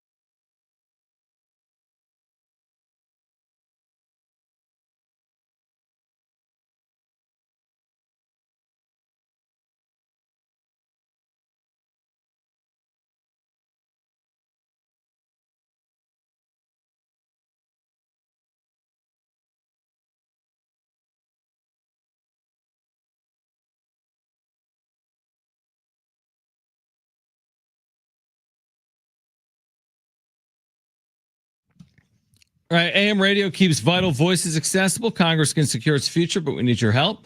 Text AM to 52886 now to support keeping AM radio in cars. Tell your member of Congress to pass legislation now. Keep AM radio in cars. Standard message and data rates apply. Be listening for that sounder, by the way. When you hear that goal call, make sure to call 877-767-4760 for a chance to qualify to win 2 free tickets to see SDFC coming up next Saturday. What was your reaction, Jim, to what Kevin said about where do they turn when the going gets tough? Because obviously it's no longer Jerks and Profar. And he mentioned a few players, but he didn't mention any one in particular, like last year with Profar. Concerning. Right? Didn't it feel that way with his answer? Antennas I felt the same way. Up, concerned, don't like hearing that. Right. And Kevin's in that clubhouse every single day. He really is. He gets quotes every day. He knows who they look towards, and he couldn't give a concrete answer. That's not Kevin's fault. He's just, maybe Luis Ariz, and you're like, I don't want maybes. I want to know like definitively, like that is the guy that keeps the vibes up. He didn't know who that was, and it goes back to like, I don't want to have this conversation about Manny's leadership. I just don't. But for everybody that it thinks that, Manny's the one that uplifts the clubhouse and is going in there and he's, cracking jokes all the time, like maybe a little bit, but he is not going to be that clubhouse, uniter of people vocally. He unites a clubhouse on the field. He does it with his play. He is a actions, not words type of player. And I'm not saying that's a bad thing. It's just with Manny being that, you need the other yin to that yang. And that was Jerks and Profar. How close they were last year. Like Manny, the first thing that Manny said this year when he talked to the media at FanFest was how big of a loss Profar was. I do remember that. He seemed really down in that moment. What impact is not having Jerks and Profar having on Fernando Tatis Jr.? Probably a similar effect because, Profar, how old's Profar? Profar's in his 30s, right? Yeah, absolutely. And look, they were like boys. Yeah. I mean, Tatis and Profar. And we know about Profar this year getting suspended for PDs. I'm not talking about. I'm talking about what he brought to the table last year. Yep. And they're boys. They work out in the offseason. They're very close. It was almost like getting not a babysitter for Tatis, but almost like just like bringing one of his best buddies so he can be happy. Because when Toddy is happy, he plays well. Yeah, by the way, Profar is 32. Profar is eligible to come off in about 30 games, by the way. He is not eligible for the postseason. It's just these are the questions you ask. When you lose a player like Jerks and Profar, and you might say, guys, look at his numbers. They weren't overly. It's about so much more than that. And by the way, his numbers last year were good. Oh, his numbers last year were amazing at this time. His first half was incredible. He's one of the best players in the sport in the first half of the year. He kept them afloat in the first half while Manny was struggling, and then Tatis got injured. Like, he was the guy last year at the start of the first half that without him, they're nowhere near the postseason. And the clutch hitting. Him and Jackson Merrill last year had so many clutch hits. Big moments. Remember, Will Smith called out like Jerks and Profar. He made the Dodgers pay. The Nats called out Jerks and Profar. Jerks and Profar made them pay. It's like they missed that. And, Jackson Merrill has barely been on the field this year. He's been clutch at times this year when he was healthier earlier in the season, but you're looking for clutch hitting. And the reason I say you're looking for clutch hitting is look how bad they've been with runners in scoring position. Like they went a week straight without any clutch hits until yesterday. And even with yesterday, they lost the game. So it's like missing Profar is missing a lot is what I'm going to say. It doesn't mean it can't be overcome. They got off to an awesome start without Jerks and Profar. They're still better today than they were a year ago today in overall record. But I will die on that hill that missing Profar could be missing a lot by the time the season ends. We harped on it a lot. Yep. I'm sure I posted a video about it. Absolutely, yeah. Like they lost their grit. They lost part of their heart of the team. They lost the vibes. Our guys over at, DSG, like they created the VAR, vibes above replacement. And that was because of Jerks and Profar. Like Profar brought things to the table that did not show up in a box score. Mm-hmm. And so, when we asked Kevin about who's that guy that brings the vibes of the clubhouse, and who's the guy with all the VAR, and who's the not the class clown, but kind of like the class clown. That was Profar, and they don't have that. And this game's already hard enough. It's already a grind enough. You need that release. You need that guy to break the ice, to break the tension in the room when everybody knows they're struggling. Like everybody knows in that clubhouse they have lost 6 in a row. Every player in that clubhouse knows if they're struggling or not. Who is that guy to make everybody not continuously think about that 24/7?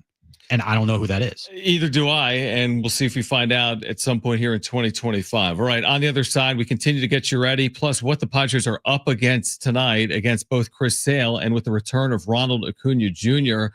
If you missed Kevin, by the way, we'll bring it back for you prior to today's game that will get underway in the 4 o'clock hour, and be listening for that goal call, because when you hear it, you have a chance to qualify to win tickets to see SDFC next weekend. Just call 877-767-4760. Tons of great giveaways to kick off your Memorial Day weekend between now and 6 p.m. Don't go anywhere. Jon and Jim, San Diego Sports 760, live on the iHeartRadio app. Go!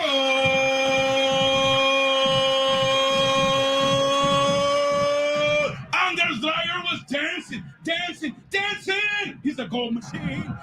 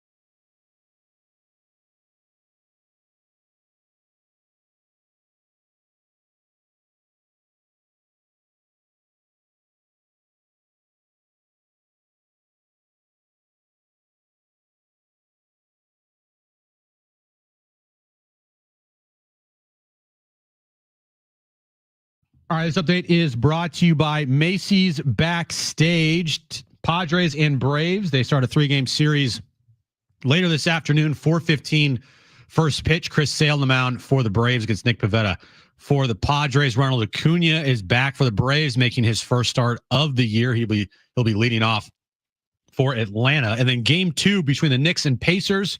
Tip-off is at 5 p.m. in New York. Pacers, of course, lead that series 1-0. What will you find at a Macy's backstage, John? How about essential warm weather styles, just $30 and under, like dresses, shoes, and bags, men's and even kids' looks? Find the latest trends, new arrivals, and great prices at a Macy's backstage store near you. All right, Jon and Jim, San Diego Sports 760. Getting you ready for Padres and Braves. Later on, we'll get you ready for Eastern Conference Finals Game 2. We've got SDFC tickets to give away. We have San Diego County Fair tickets to give away. We have Brad Paisley tickets to give away. In fact, if you're listening right now, before we take another break, we're giving away Brad Paisley tickets. So don't go anywhere. We have 2 free tickets for you to see Brad Paisley at Gallagher Square, Petco Park, June 7th. That's coming up. Tickets at Ticketmaster.com. We'll give those away at some point in the next 10 minutes. I wanted to mention this. Acuna on his rehab. So he hasn't played in 362 days in the major leagues because of his ACL. Right. This guy's been unbelievable when healthy, right? But he's dealt with some serious injuries, including this ACL. So he played 5 games in AAA, working his way back, and he hit .417. Oh, is that good? In those 5 games in AAA Gwinnett, which isn't far from Atlanta. So, again, I joked about it yesterday, Jim. I should text Darnay about this. Like, this is Darnay's dream. Oh, it is. Because Darnay Tripp was upset when the Padres didn't get to see Paul Skeens. I'm surprised we're not having Darnay on today to talk about his excitement level to see Chris Sale on the mound and Ronald Acuna Jr. back. Open invitation. I mean, if he wants to call in, which he doesn't, he wants no part of calling in. I promise you that. We bother him enough. No part. But you're going to get to see Acuna. You're going to get to see Sale. Then who did you say starting Sunday? Schwellenbach, who's had a nice year, like a 3-ish ERA. He started out on fire. He's come back to earth a little bit. Yeah. Okay. So Chris Hodge was looking like a genius when he put that's right. that future bet on Schwellenbach to be the Cy Young in the National League. That's right. Like 50-1 or yeah. He's like, I like Schwellenbach from the Braves. And then he goes out and I think his first couple outings he threw, he's like, I don't know, he's amazing. I got a question for you. If you had $100 to wager on this prop bet, how would you use the $100? Would you bet your $100 that both the Padres and Braves make the playoffs? Would you bet your $100 that the Padres make the playoffs and the Braves don't? Would you bet your $100 the Braves make the playoffs and the Padres don't? Or would you bet your $100 neither make the playoffs? I'd buy a card.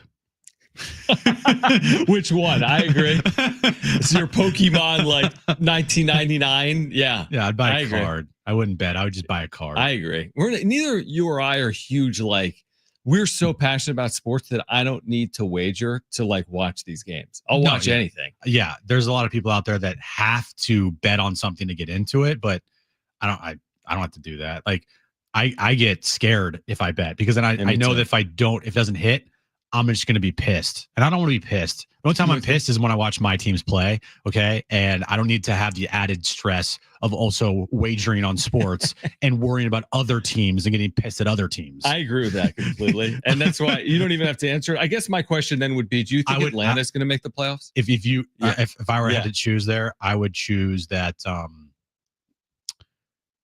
that a hard question? I would choose, I want to say both because the Braves, I said even after they got swept here in San Diego, like they still have a really good roster. Mm-hmm. Unless they get ravaged by injuries, but you're getting Acuna back. You're going to get Strider. Yep. You got Sale, Schwellenbach, Ozuna, Matt Olson, Albies. They're under 500 by a game, so they're fine in the grand scheme. I think over the course of a season, I think that they're going to be in the mix. Yeah. No, I would agree. For a playoff spot, maybe not the division, maybe not the East, but like for a wild card, yeah, for sure. Do you think it's going to take like 90 this year? Just when you forecast it out, last year we thought it was like, oh my gosh, it might only take like 83, and then it took a big number. It took 90. But this year, like even the teams, listen to this, teams not leading their division include the 30-20 Mets, the 29-21 Giants, and the 27-21 Padres. Those teams are all not leading their division. That doesn't include the Cardinals, who are over 500. It doesn't include the Diamondbacks over 500, or the Reds, Brewers, or Braves, who are all at 500 or a game below.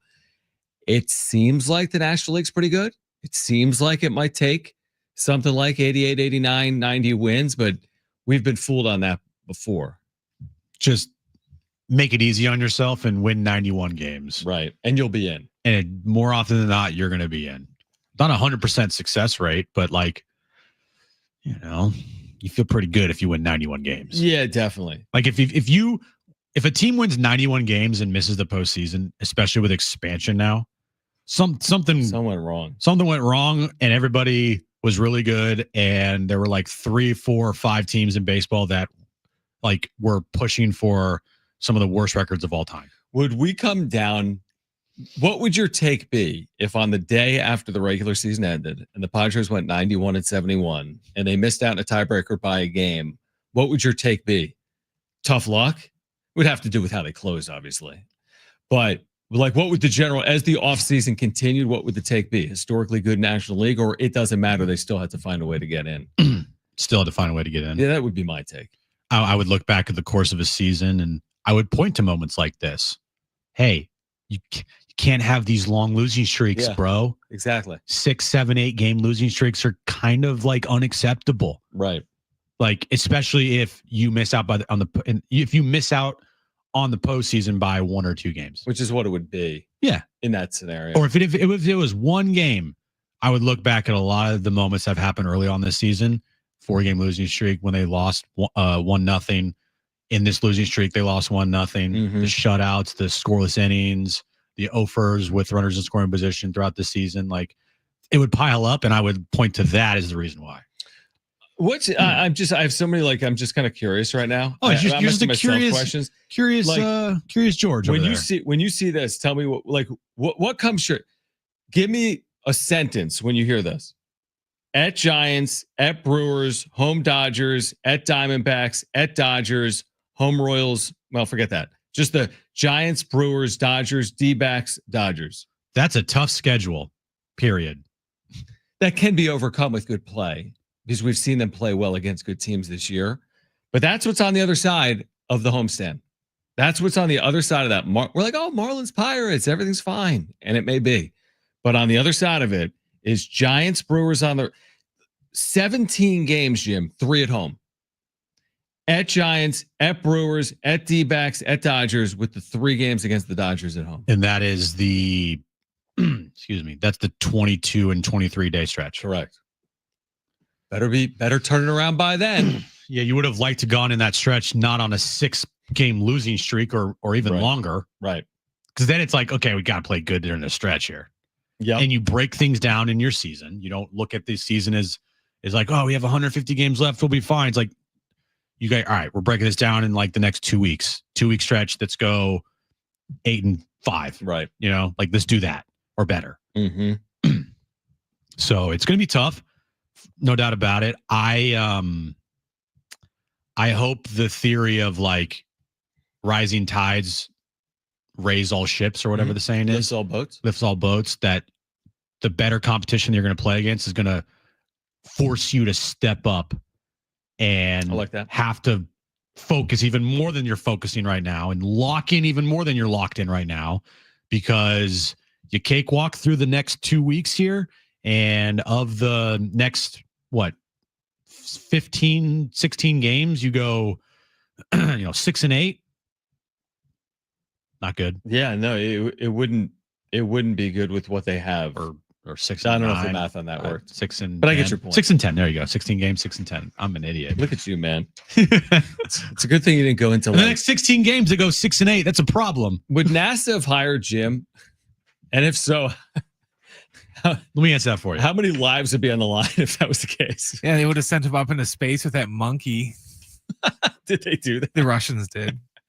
All right, call right now if you want 2 free tickets to see Brad Paisley. And this is coming up June 7th, Gallagher Square at Petco Park. Caller 5, you're going to see Brad Paisley at Gallagher Square at Petco Park June 7th. Tickets at Ticketmaster.com. All you need to do is call 877-767-4760. You need to do it right now. 877-767-4760. 4760. We still have SDFC tickets to give away. We still have San Diego County Fair tickets to give away. But if you want those Brad Paisley tickets for June 7th, call 877-767-4760. We're getting you ready for Padres Braves to kick off your Memorial Day weekend. If you missed Kevin Acee, you'll hear him coming up again at 4 p.m. This is Jon and Jim, San Diego Sports 760 and live on the iHeartRadio app.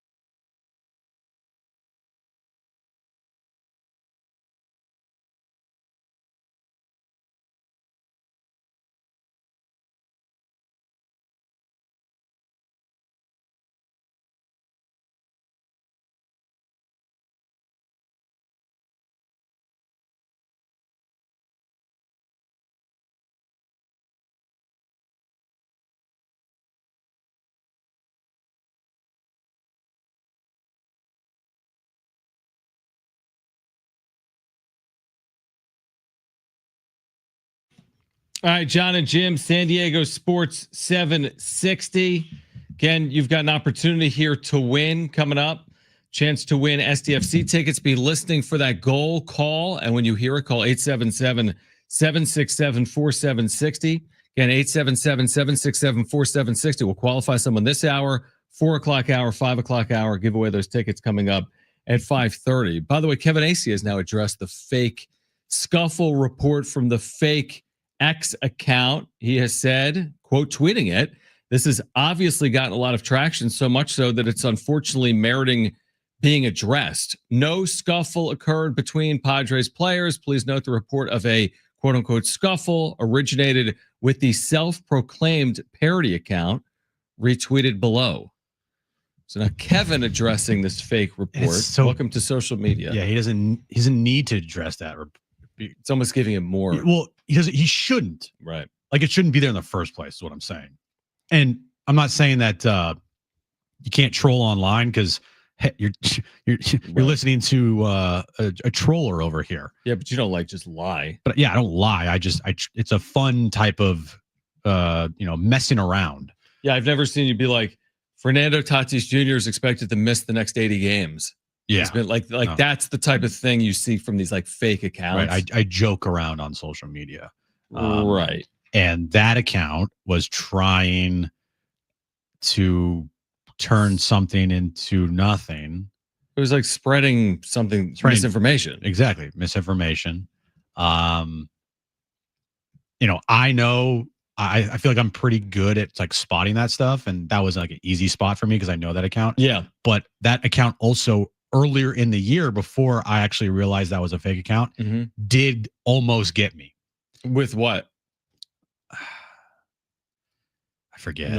But you're saying you saw something and it almost got me. And I had to quickly go, oh, that's a fake account or a parody account. It's only gotten harder. There was that day on Twitter when they had like the real check mark, and then that changed, and now you can buy it with 0 followers, and it's pretty easy to dupe is the point. Like you got a double, triple, quadruple check. I do it all the time, like around the trade deadline. Jeff Passan tweets out, like, is this the real Jeff Passan? Does he have 3 S's in his last name or 2? Yeah, you have to like double check. Yeah. So, I mean, I get being duped by it, but the amount of questions that are like in our chat, I'm very surprised by it, because this stuff happens all the time, and it's only going to continue to happen even more and more and more moving forward. But again, the reason you can do something like that that's fake is the Padres aren't playing well. So nobody would buy it if they were in their 14-3 start. No, but now that they've lost 6 consecutive games, like you can kind of throw that out there and be like, oh, I wonder if there's any validity or truth to that. And again, Kevin Acee, the only reporter that covers the Padres that is there as often as Kevin is Kevin, right? Because not every reporter travels with the team. No, AJ Cassavell doesn't travel like all the time. I know Dennis doesn't travel all the time. Right. So he's I'm saying like Kevin's kind of aware, I guess. Kevin is truly on the beat. Yeah. He is truly on the beat. Marty, she's only here at Petco when they're home. Right. Same thing with Annie. Man, I got something in my throat. What is it? Did you eat anything? I had like a donut. Half a donut. That was like 20 minutes ago. I know. It wasn't last break. Maybe grab some water. It's the problem when you have live radio. Do you want my water? No, I don't want your water, John. I'm healthy. I had chicken yesterday. We're like the same species again. We kind of are. Yeah. You don't want my water? By the way, how are you feeling? Do you feel good? I feel great. I've never felt better than having chicken yesterday. I had no problems. My stomach felt great. I have an iron stomach. I was able to eat a piece of chicken. So you should probably have some more chicken. I thought the chicken was unbelievable. What did Kristen say? I think she was a little envious, because she knows that if she did it, then you guys would start eating chicken again, and you guys would start going to like Dave's Hot Chicken. Oh yeah, and picking up amazing food. If I wasn't married to Kristen, it'd be a problem. I would eat meat again, but I'm not going to go back on. Like she doesn't eat meat; she's a vegetarian, and we're married, so I'm not going to eat meat. You texted me this last night, and it rings true. You are going through, I think, a midlife crisis. Dude, I'm 100% going through a midlife crisis. You are buying cards, and a lot of them. You are eating you only know. Chicken strips now. Yeah. That's basically what's Next happening. is the Corvette. Next is the Corvette. Well, we actually did get a new car recently. You buy a new car. Yep. Yeah. Almost like a sports car. I mean, the truth, I'm turning 45, dude. Yeah, this is a midlife crisis. And I'm turning 45 in 2 weeks, actually. This is a midlife crisis. I do think it. I've told Kristen that. And because Kristen is kind of anti this card collection thing I'm on that I've gotten Jim into against his better judgment. Because the person that me collecting cards is going to hurt the most is Jim. It's not Kristen. It's not myself. It's not Jones. It's Jim. Because Jim's now going to do something stupid and he's going to start buying like expensive cards. Where I'm going to be disciplined on this. By discipline, I've already spent like hundreds of dollars. Yeah, you had not been disciplined. And I started collecting cards, or I started thinking about collecting cards way before you. You did, yeah. Back in 2021, like right at the tail end of the pandemic, even like in the middle, Pokemon cards just skyrocketed. Yeah, because everybody everybody was trying to do some type of hobby because they were at home. And just the Pokemon cards, it just took off like a rocket ship. And it's had its ups and downs lately. Now it's in a surge right now. But that's when I bought a couple cards online. I didn't buy them graded, but I bought a couple cards. And then thankfully, after I bought one card, I was like, what am I doing? And I just stopped. Well, that's what you told me would happen to me when I made my first purchase, which was the Jackson Merrill card that basically ruined Merrill and the Padres. Correct. It coincided with that exact moment. But you're right. I made the purchase, then I'm like, you want more? There was a part of me initially was like, slap your arm, like I need more. No, it was like, what did I just do? Yeah. What is the purpose? But then when I decided to buy a second card, so the Jackson Merrill card could hang out with another card, and like they could be friends. And I bought my friend. Now remember, I bought a Tatis card. Since I bought that card, he's been absolutely awful. And since I bought the Merrill card, he's been worse. Are you thinking of buying a Manny card next? You're thinking of buying a Manny card. I'm going to buy all 26 of these guys. They're not going to win again. No, they're going to lose every game. They're not. But I got some other cards on the way. What other cards? My most recent purchase. I didn't tell you about it. Oh my gosh. Let me see if I can find it. Is your wife listening right now? She could be. Kristen, text John if you're listening. You know, it's bad when you've made card purchases that are so embarrassing. You don't want to tell us about it. It's not embarrassing. It is a Keyshawn Johnson autographed Miami Heat rookie card. Oh my gosh. I'm in like I'm trying to the San Diego type collection. $17, right? Is that what it says? It says $17. It hasn't arrived yet. It is a 2024 Panini Donruss Gold Auto 10 Keyshawn Johnson card. Yes. Oh, I think Kristen's listening because she just texted you. Hi, Kristen. Guess what it says. What does it say? You can read it. Okay. So Kristen just texted John. Directions to the Motel 6. She said, stop buying cards, you nerd. Here's the thing. Explain away. It's like you just said. It's like your wife's like, you're a nerd, loser. It's a midlife thing. It's a midlife thing. 100%. It's a midlife thing. Yeah. It's just like, I don't know. It's a midlife thing. My dad was a collector, not of cards. I can already see it now. So you're going to the card show on Saturday with Jones. Dude, I cannot wait. I'm like counting down. You're going to send me 100 texts being like, this is the greatest thing I've ever been to in my entire life. I don't know if Jones is going to be able to deal with it though. You know what I mean? Like a 6-year-old at a card show. Well, here's the thing. So I've been watching like card show videos recently because they just guilty as charged. They just popped up on my timeline. Right. And bringing your kid to a card show is the ultimate hack. Because they'll like do deals for you, right? Oh, it's his first card show. Will you give him the 52 Mickey Mantle for $10, even though it's worth 500 grand? I watched a video the other night. Somebody came over to a table and said, hey, I have this binder full of like rare Pokemon cards. Okay. Give this to somebody for free.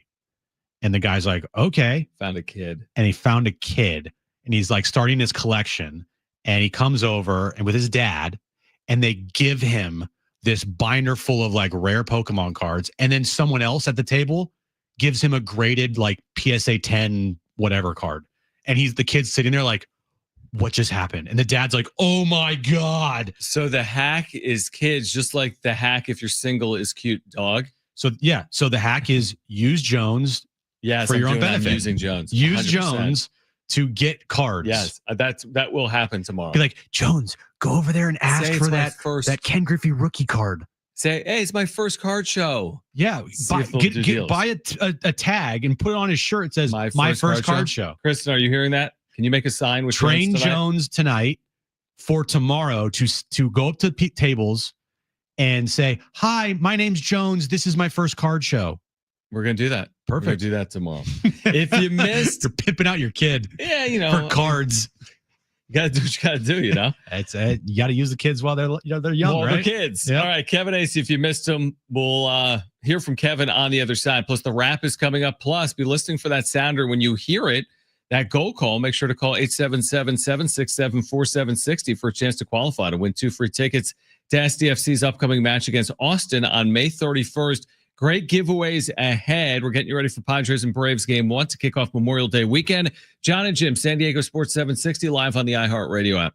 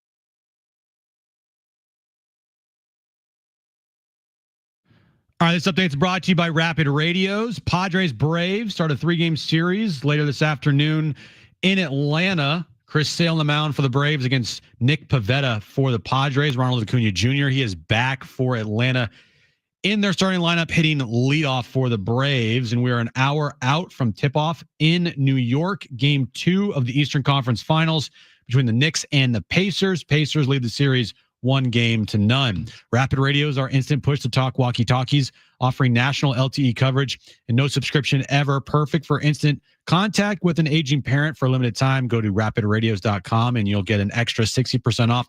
And for UPS shipping, add code radio and get an extra 5% off.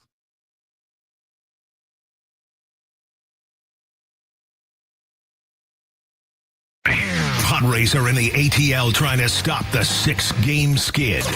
Now, time for Jon and Jim. All right, San Diego and Southern California, what's going on? This is hour 3 of Jon and Jim. We hope your Memorial Day weekend is off to a safe and enjoyable start. What a day it is outside right now in Southern California. We caught up with Kevin Acee. Padres and Braves will get underway later this hour. If you missed our conversation with our Padres insider, Kevin Acee, we want to share it with you right now. We started the conversation by asking Kevin, where do the Padres turn? Who is the player they turn to when the going gets tough? You know, it's kind of a combination, but there isn't that guy that if Luis Ariz, big energy guy, is always up. And I know that he has made that like a, I don't know if I should say like made it like a focus, but Luis is that guy all the time, right? Mm-hmm. They're more like a been there, done that kind of crew, and I think they were last year too.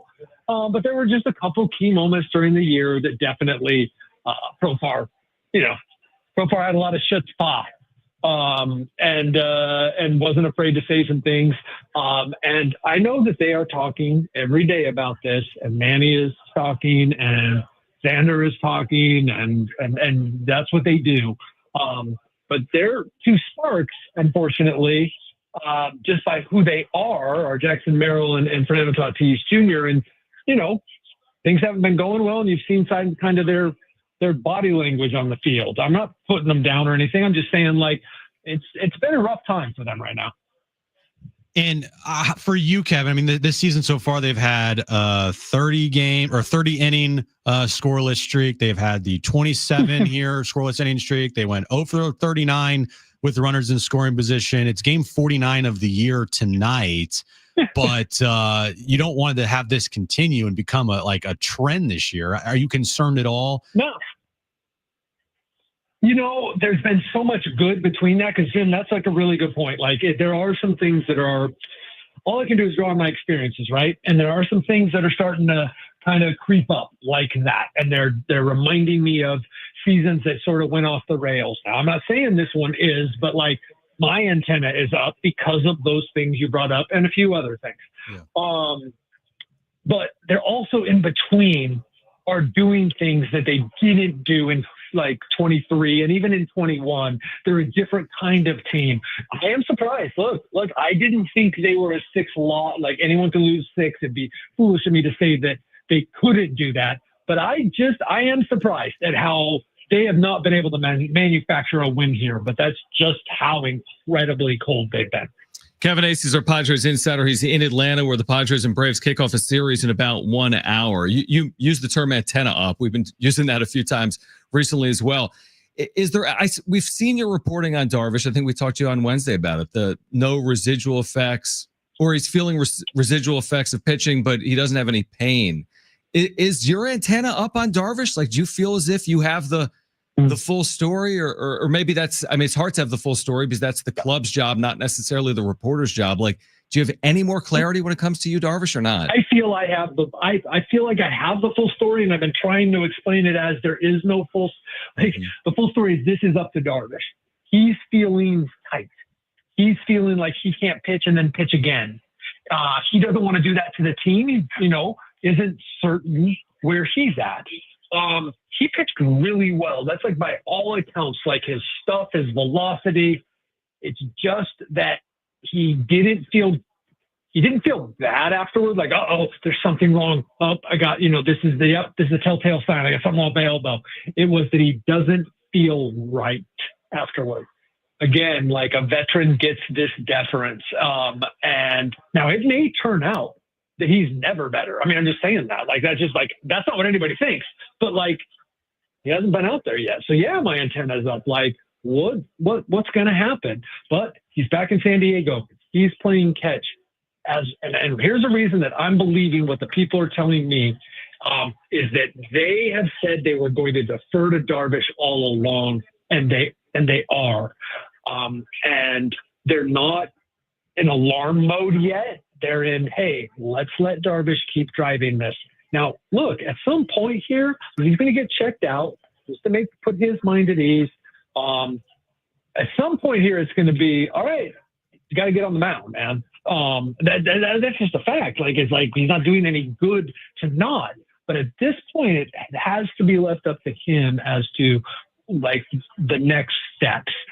And I just don't think they're like, when we talk Friday, we don't have to talk about it. I'm joking around here. Yeah. We don't have to talk about it again because like there won't be anything until next week.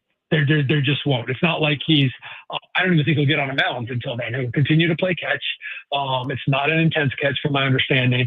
And next week they should have some clarity about what the next step is. Look, at this point, he's got to throw some bullpens and probably do a rehab start. But then again, Darvish is unique, man. Darvish could probably go out tomorrow and throw 50 innings, or I'm sorry, 50 innings. He could throw 50 pitches in a major league game for you, right? Get you through 4 innings. But he then is worried about how he'd feel the next day and, be able to go the next start. So I do believe that we have the full story. It's what we're all not comfortable with is that there's this guy who has the elbow who is in charge of this. And he's not feeling for the good of himself and for the good of the team that he's ready to go. That'd be incredible if he pitched 50 innings tomorrow. That'd be awesome. That'd be incredible. I mean, we've seen him do a lot of stuff. He'd throw 47 different types of pitches. It would be amazing. Yeah, it would be. Have you talked to Manny at all about the lack of power with him this year, or are you just kind of letting that one slide here until the season progresses a little more? I have meant to, and I've talked to Manny so much, but I had to talk to him about himself for a big story I did. Yeah. I had to talk to him about his errors. I had to talk to him about the team sucking. So you know what? That has slipped through the cracks. I was just saying today that he was so hot for a while, and it's Manny, and you guys have said it. Oh, he's always going to have his 28, right? Yeah. I think that's what it is. The only guy with 28 for 9 straight 162-game seasons in the major leagues. It's Manny. But we're getting on June here. So, yes, I need to talk to Manny about the power. I have talked to others. They like his swing. They think that those homers will come. I don't have any clarity on what is happening here. He's been hitting the ball hard.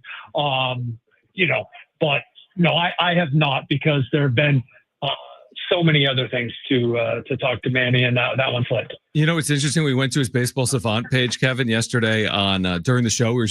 We were clicking around. You can click on each and every hit he's had, right? And it shows a video highlight. We clicked on his 3 home runs.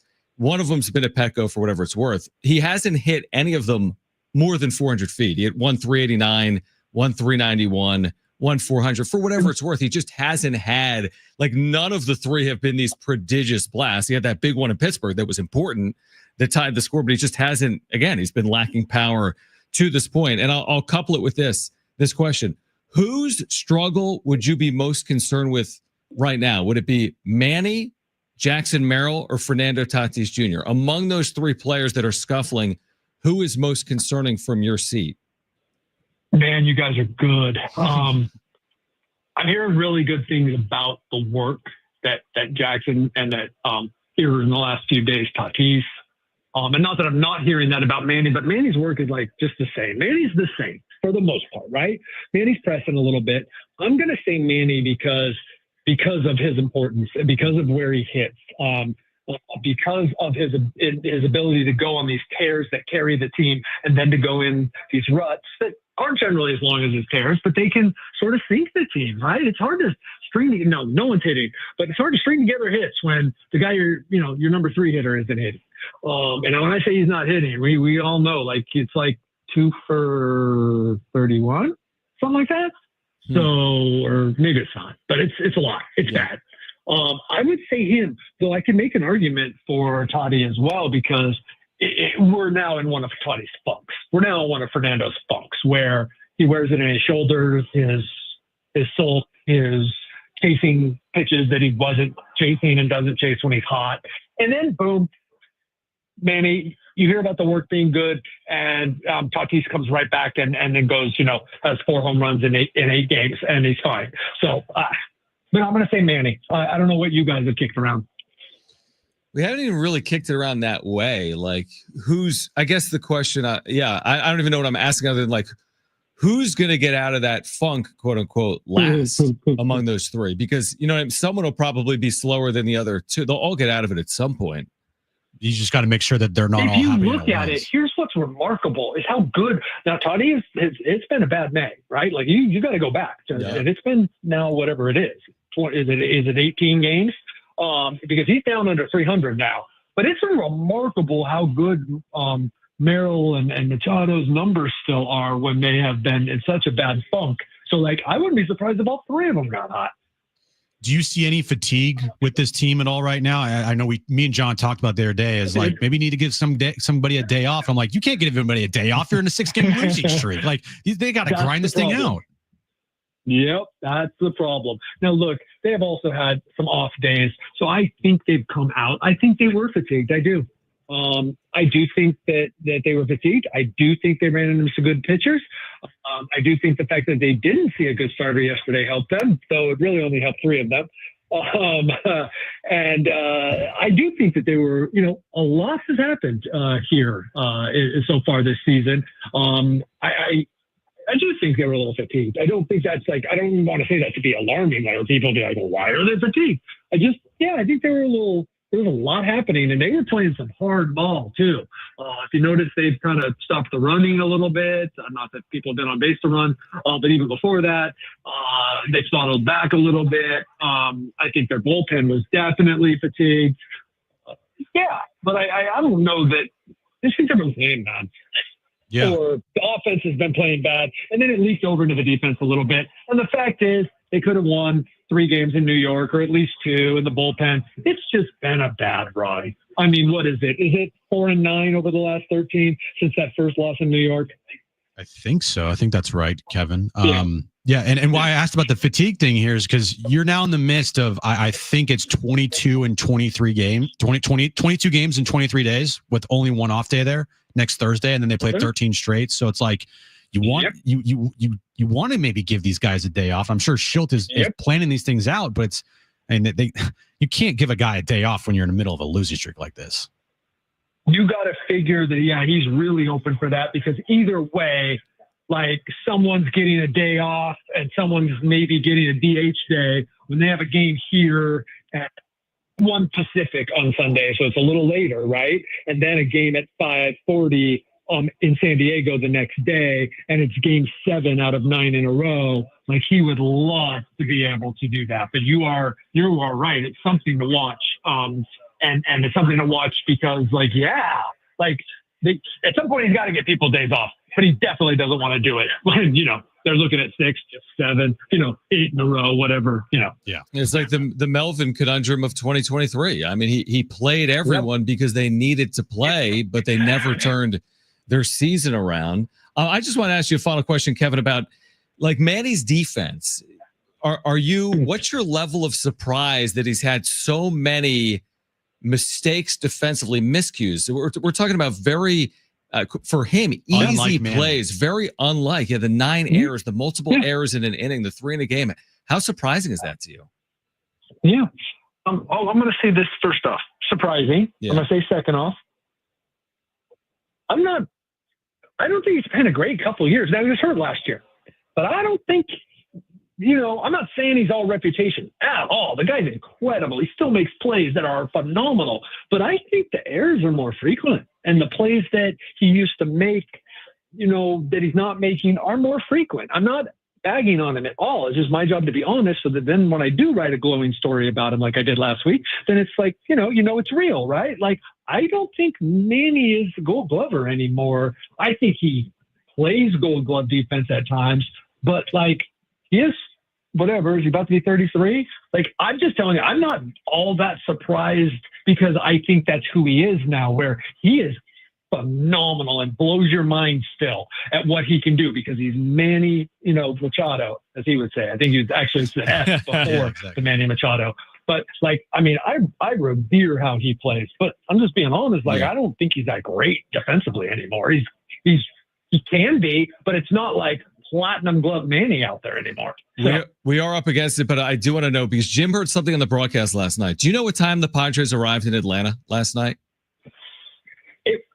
I don't think it was that late. Okay. Because he thought he heard something like it was going to be like an overnight. I thought I heard situation. Jesse say it was going to be like 4 a.m. or something. I don't know. No, because they were out of there pretty early. I should have looked today. I see that they're getting back in San Diego at 10 p.m. on Sunday night, which is not bad at all. But like, gosh, it's a 4-hour, 3.5-hour flight, maybe 4 hours. And they were out of there by 7? Yeah. All right, cool. I was probably wrong. Potentially. It's the first time for everything. Late night, but, this is a 7-4 or a 7-10 game. They had time. Right. All right. Kevin, enjoy your weekend. We are off on Monday, so we will catch up with you in the middle of next week. Safe travels. Enjoy the weekend, and we'll do it again next week. We've reached the part of the season where I referred to the next time we talk is Friday anyway, so clearly I have no clue about anything. It's baseball season. Thanks, Kevin. Thanks, Kevin. Yep. See ya. All right. We'll react on the other side. Plus, you're going to hear from Mike Wilbon coming up with what may be the correct take on the Jordan versus LeBron debate. The wrap is ahead. Be listening for that sounder as well when you hear it. Call 877-767-4760 for a chance to qualify to win SDFC tickets. This is Jon and Jim, San Diego Sports 760, live on the iHeartRadio app.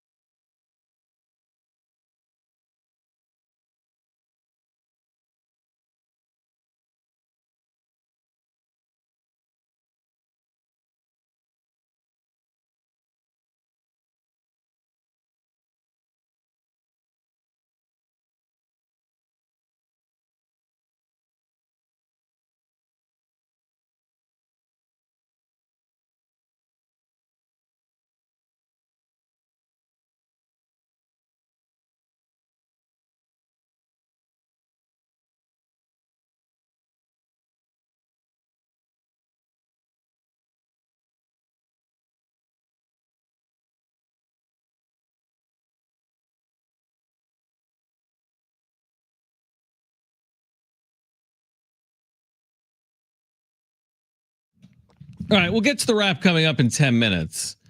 We're going to hear from Mike Wilbon in a moment on Jordan versus LeBron. Again, when you hear that goal call, make sure to call 877-767-4760 for a chance to qualify to win 2 free tickets to see SDFC next Saturday.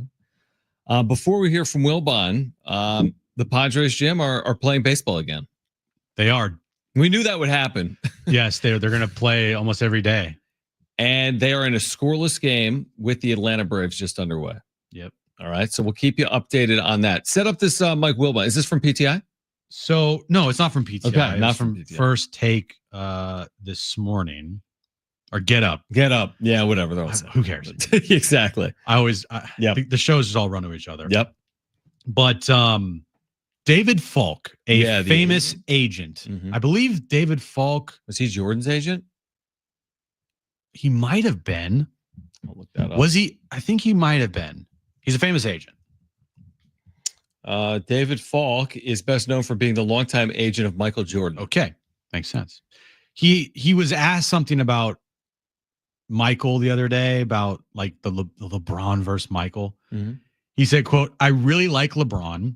I think that if Jordan had cherry picked what teams he wanted to be on that had 2 other superstars, he would have won 15 championships." Oh, he may have. Might have won 10. Couple shots fired there against LeBron. Yeah. So it obviously revolved back around to the Jordan versus LeBron debate, which is just so nauseating. And I feel like Michael Wilbon might have found the perfect take that he said this morning on Get Up. 2 guys like Jason Williams or Jay Williams, whatever his name is, Jay Williams, and guys like Mike Greenberg to their faces, and guys like Stephen A. Smith to their faces about the stupid LeBron versus Jordan take. Take a listen. This is who David Falk is. He's a provocateur on his best day.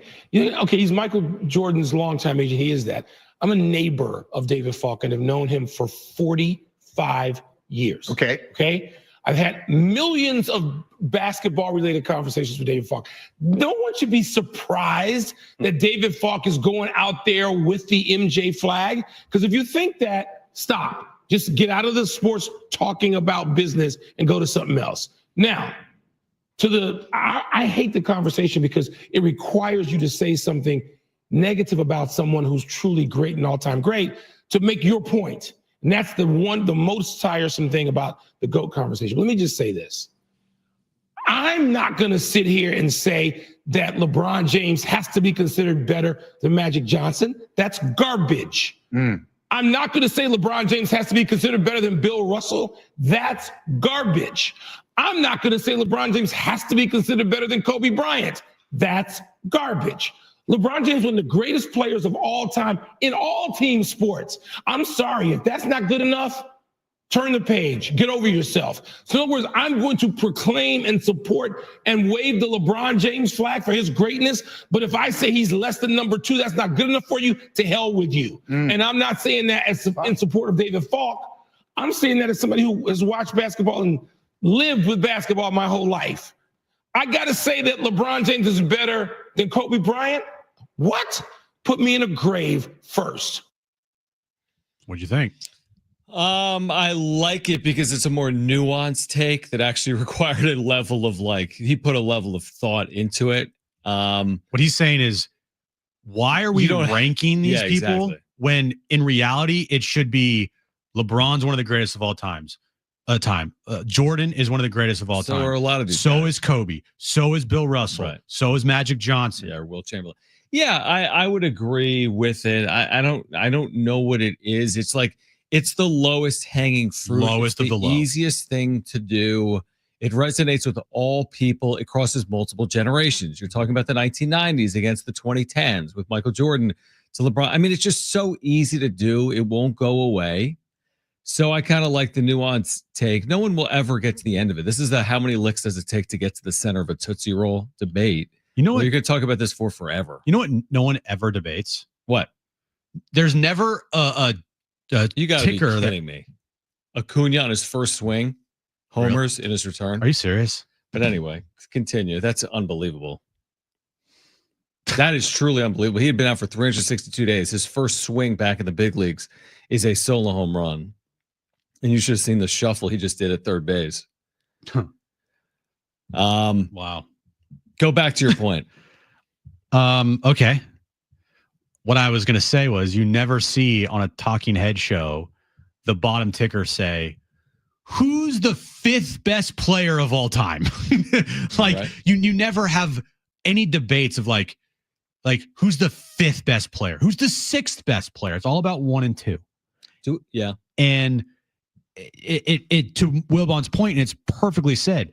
If all we're going to do for the rest of eternity is debate 1 and 2, you know how much that discredits everybody else? Yeah, like all these amazing athletes. Like Bill Russell, Wilt Chamberlain, LeBron James, or not LeBron James, but Michael Jordan, Steph Curry, Shaquille O'Neal, Steph, Tim Duncan.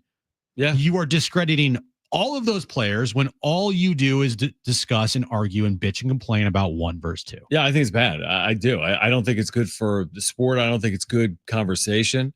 By the way, we don't do it as much in baseball, do we? Do we say this is the best baseball player ever? And this is the second best baseball player ever? We never say that. Very rarely. I mean, of course, you'll hear like a Babe Ruth conversation, maybe. Hey, this is the greatest. But we don't do that. It's weird. They don't compare like Shohei Ohtani or Barry Bonds. Well, unless you're Ben Verlander, who worships the ground that Shohei walks on at any chance he gets, will proclaim he's the greatest player of all time. True. When even guys like Chipper Jones, I think I said this a couple of weeks on the show, like he quote tweeted that and said Barry Bonds would like to have a word. Yeah, exactly. I know the steroid era was one thing, but he also was still one of the greatest players in the game. Ken Griffey Jr. would like a word. No doubt. We'll get to the wrap on the other side. We've got a chance for you to win a 4-pack of tickets to the San Diego County Fair this hour as well. Brad Paisley tickets were given away. The wrap coming up next. Jon and Jim, San Diego Sports 760 and live on the iHeartRadio app.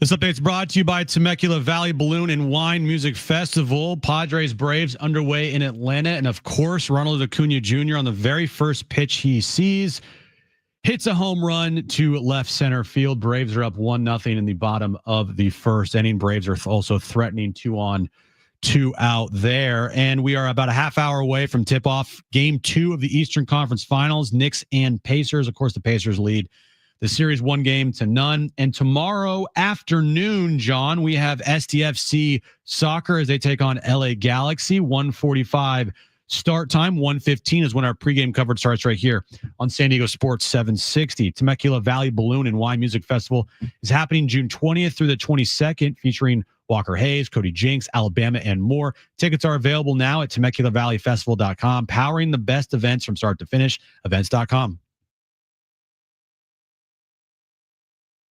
You mentioned SDFC. If you want to win tickets for next weekend's match against Austin at Snapdragon next Saturday, be listening for that goal call from their play-by-play voice. And when you hear it this hour, call 877-767-4760 because one of you is going to qualify for a chance to win 2 free tickets to that match. We'll announce the winner coming up at 5:30. Now, did you see the news with SDFC yesterday?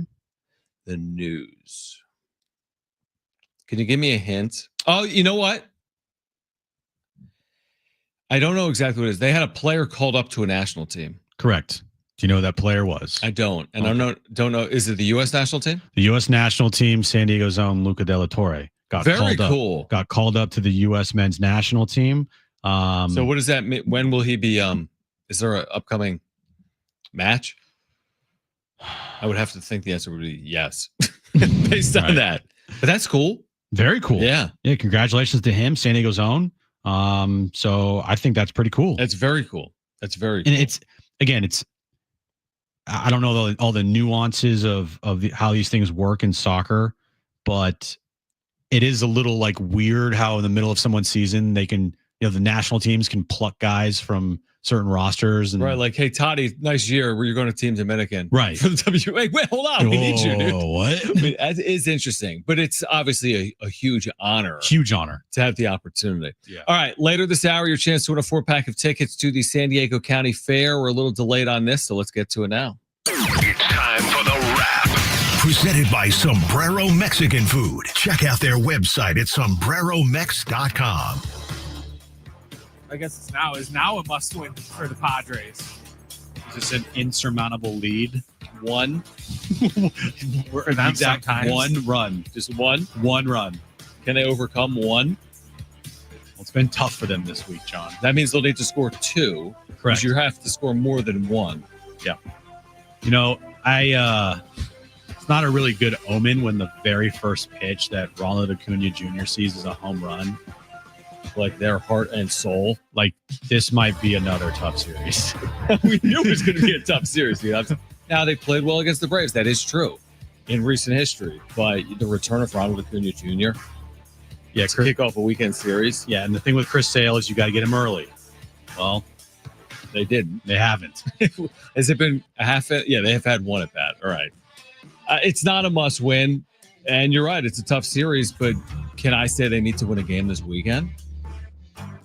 Yes. Yeah, I can say that. You need to win a game this weekend to end this stupid losing streak. Put your foot down. Yeah. That's just my point. Just, yes, you have to win. Tonight, of course, isn't a must. None of them are must, but you must win at some point this weekend to feel good about the Padres. Next question. Is tomorrow a must-win game for San Diego FC? I'm going to argue yes. Because of who they're playing, right? You cannot lose to the only team without a win in Major League Soccer. You can't be that first team that gets defeated by Galaxy. Especially at home. Yeah, dude. Tomorrow, it's a very rare thing to see, like a team winless. But, that's what Galaxy is right now, coming off of an MLS Cup last year. You can't lose tomorrow. I would treat tomorrow like a playoff game if I'm SDFC. I mean, I think you got to get 3 points, not 1, against the LA Galaxy, who, in 14 matches have yet to win a match coming off that MLS Cup. So, treat it like you need 3. Yeah, treat it like you need 3 points tomorrow. Next question. Don't lose. Yeah, don't lose. That too. Next question. Will the Thunder sweep the Timberwolves Yeah. Really? You think so? Now, this is I was listening to Bill Simmons the other night, and he was talking about the Thunder being a like sneaky all-time great team that we just like. If you tell me right now, do you consider the Thunder, this year's Thunder, an all-time great team? What would you say? I would say no. Okay. But I just saw a graphic pop up when we were watching ESPN that said they've matched the 2016-17 Warriors for most double-digit wins between regular and postseason to this point. So I'm just saying that they've done some of the things that would elicit maybe consideration if they win a title. If they sweep out here, so if they win the next two and they sweep the finals, they will have then won 84 games in the season because they're at 78 right now. Yeah, so 2-4. I got you, 84. All right. And they would finish their season 84-17. Wow. That is amongst the greatest regular seasons of all time, with the 96 Bulls, with the Lakers teams back in the 70s, the Warriors team when Kevin Durant first went there, when they went 16-1 in the playoffs. The I think 1 Lakers when they went 15-1 in the postseason. They're putting themselves in the all-time teams list if they sweep this thing out. And it's crazy because I don't consider them even close to one of the greatest teams of all time. They've just dominated, and they've done it, again, not against all odds, but they have just utterly dominated all season long. And it's the manner in which they win by 30 points 5 times already in the postseason. Next question. Is Gavin Sheets a Hall of Famer? Because he's homered for the Padres. He is a Hall of Famer. How many games are the Padres going to win while Jim is in Hawaii? How many do they have? All of them. Is it 8? I thought you said 7-1. I say better. The amazing thing here on Sheets, forget about that for a second. Gavin Sheets just hit a home run just over maybe the left center field wall. The amazing thing here on Sheets, who's on this complete binge, is he just did it off Chris Sale. I mean, you're putting him in there against a lefty, and he delivers immediately. In like we were just saying, like, this is going to be tough. All right, you're going to need all hands on deck tonight to find a way to win this game. And it's Gavin Sheets, who is just scorching hot, coming off a 5 RBI, 2-homer game by homering off Chris Sale here in Atlanta. He's the one guy that is doing something about this losing streak. Yes, I give him a lot of credit. He's putting the team on his back, yo.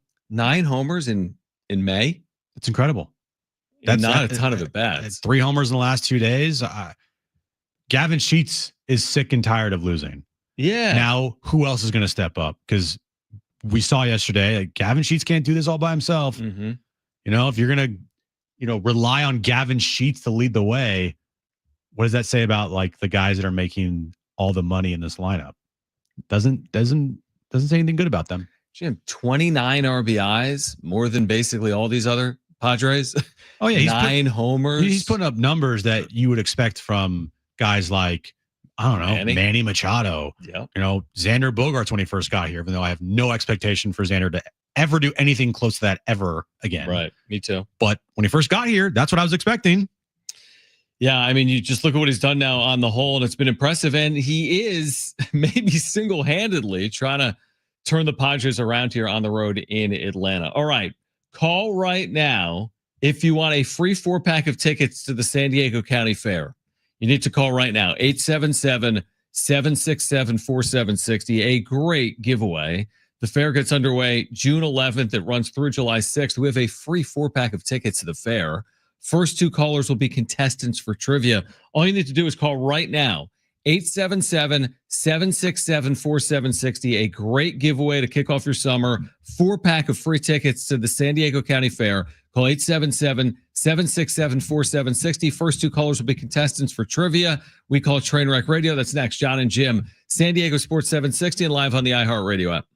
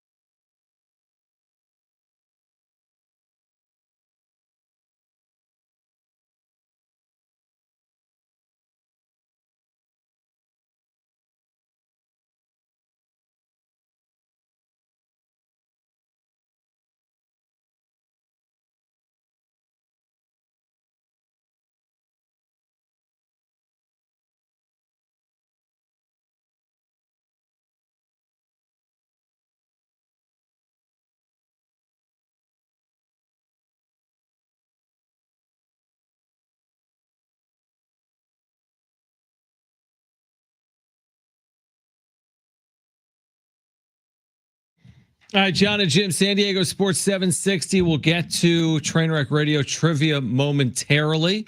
We're giving away a free 4-pack of tickets to the San Diego County Fair. We're also just speechless at the brilliance of Gavin Sheets. Did you see Jeff Passan tweeted, Jim? And he tweeted, Ronald Acuna Jr. on the first pitch he saw this season with a video of the home run. Baseball is better when he's healthy. But he's not talking about Gavin Sheets.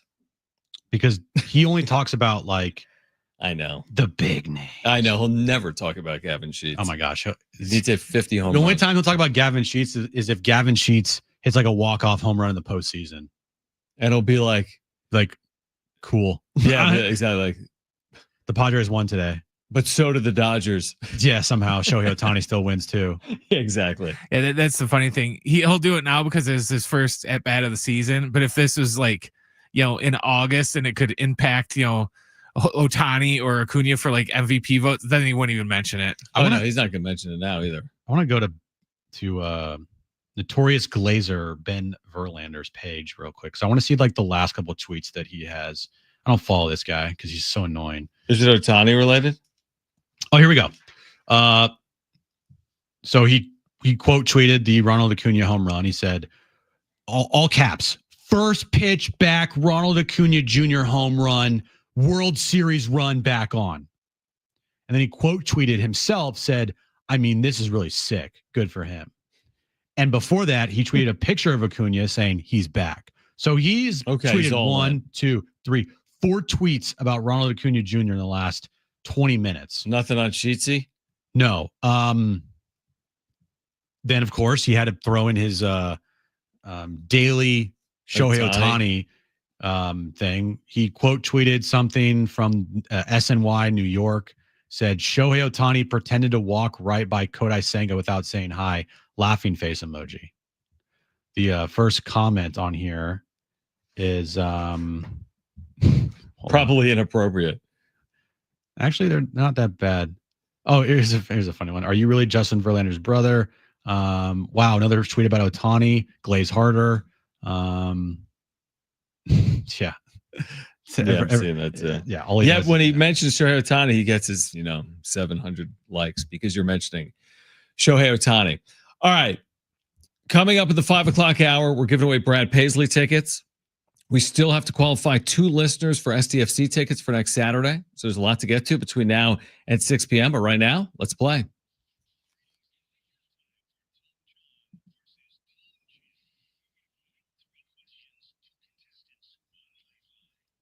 All right, 3 questions, 2 contestants, 1 lifeline. Today's 2 contestants are Bill and John. Bill, you called in first, so you have your choice of John or Jim. Who do you want to go with? John, please. All right, Bill and John. Bill and John, and then Jon and Jim. John, you there? I'm here. All right, perfect. You get Jim as your lifeline. Jon and Jim. You better win. Brent, what is the question of the day? It's catchy. It has a nice ring to it. Yeah, I like it. All right, guys, coming into today, the Padres were 26th in the league in home runs with only 43. Yucky. There are 7 teams in the league with at least 64 home runs this season. Today's question, name any of those 7 teams with at least 64 homers this year. All right, first up is John and Jim. I know. John, what is your first guess? You do have a lifeline if you want to use it. I'm going to go with the Yankees. The Yankees. Correct. Bill, you're up. What's your first guess? You do have a lifeline if you want to use it. Let's go do their neighbors. Let's say the Mets. The Mets. The Mets. Oh. John, back to you. What is your next guess? You do have a lifeline if you want to use it. Yeah, can I use the lifeline? Dodgers. Do you take that? I'll take that. Boom. How'd you know that? Because the Dodgers are always on the top of these lists. Bill, you're going to need this one to stay in the game here. What's your next guess? You do have a lifeline, which is John, if you want to use it. Let's use John. All right, John, what do you got? I'm going to go with the fast-starting Chicago Cubs. Ooh, Ooh, I like that The guess. fast starting Chicago Cubs. You take that? Yeah, I think Boom. the Cubs might be close to the top of the league. Top 7. They're definitely top 7. John, this is to walk off here. You don't have a lifeline, so what is your final guess? I could be way off on this, but I think I've heard the Athletics, the A's. The A's for the win? The Athletics. Wow. The A's have never won anyone anything in trivia in the last 10. That's amazing. John was not way off. That means Jon and Jim win. It was just meant to be. A's, it was meant to. A's are top 7 in homers. Now they're playing in Sacramento. Bandbox. Yep. It's been a bandbox. So what's the list, Brent? All right, the Yankees are number 1. They got 84. Then the Doyers, they got 81. The Angels are 3rd. They got 75. The Diamondbacks are 4th. They got 70. The Cubs are 5th. They got 69. Nice. The Mariners are 6th. They have 67. And then I almost called them Oakland, but they're not. The A's, they got 64. Who has the fewest home runs in baseball? Last place is Kansas City with 32. Ooh, yucky. 32. And you said the Padres had how many coming into today? 43. Well, guess what? They're tied with the Rockies. You never want to be tied with the Rockies. But guess what? They have 44 now, thanks to Gavin Sheets. Oh, yay. Maybe Gavin Sheets will get him into the top 7 by the end of the year if he hits 60 this year. He's on pace to do that. to get him into the top 7. Yeah. I guess so. All right. Congratulations to Jon and Jim, because Jon and Jim, you guys have won. Oh, yay. You guys can go together if you want. A 4-pack of tickets to the San Diego County Fair. This is at the Del Mar Fairgrounds, June 11th through July 6th. And it's for a limited time only. Get it? Because it's a pet theme. Fur. F-U-R. All right. Join them for thrilling rides, challenging games, mouth-watering food, incredible exhibits, and top-notch entertainment during our summer Pet-tacular. Pet-tacular at the 2025 San Diego County Fair. For tickets and info, go to sdfair.com. That's sdfair.com. Acuna has had himself a night. In his return, he has homered and singled. Look at this, by the way. After he singled here, he had a bigger celebration than his home run over at first base. So Padres and Braves are tied at 1, Jim. He's going to hit the cycle tonight. He may. Watch his celebration here. He's going to hit for the cycle. I know, you know what that celebration is? What is it? It's the grenade celebration. Oh, that's what he just did tonight in Atlanta? It's the same thing that John Morant did, and everyone's freaking out about it. No, are they going to freak out about Acuna? Well, when John Morant does it, it's not good because the dude has literally been caught with guns and suspended with guns because he was an idiot. It's flashing them on live streams. And the NBA is on like national TV. This is not. But what the celebration is you take the clip out of the grenade, you throw the grenade, and you cover your ears. It's like throwing the grenade. To be in the major leagues. Let's have the opportunity to do that this year. It's an interesting celebration for a single. Maybe that's just his new thing. Maybe it is. Yeah, we haven't seen him in a year. Single, walk, grenade. Exactly.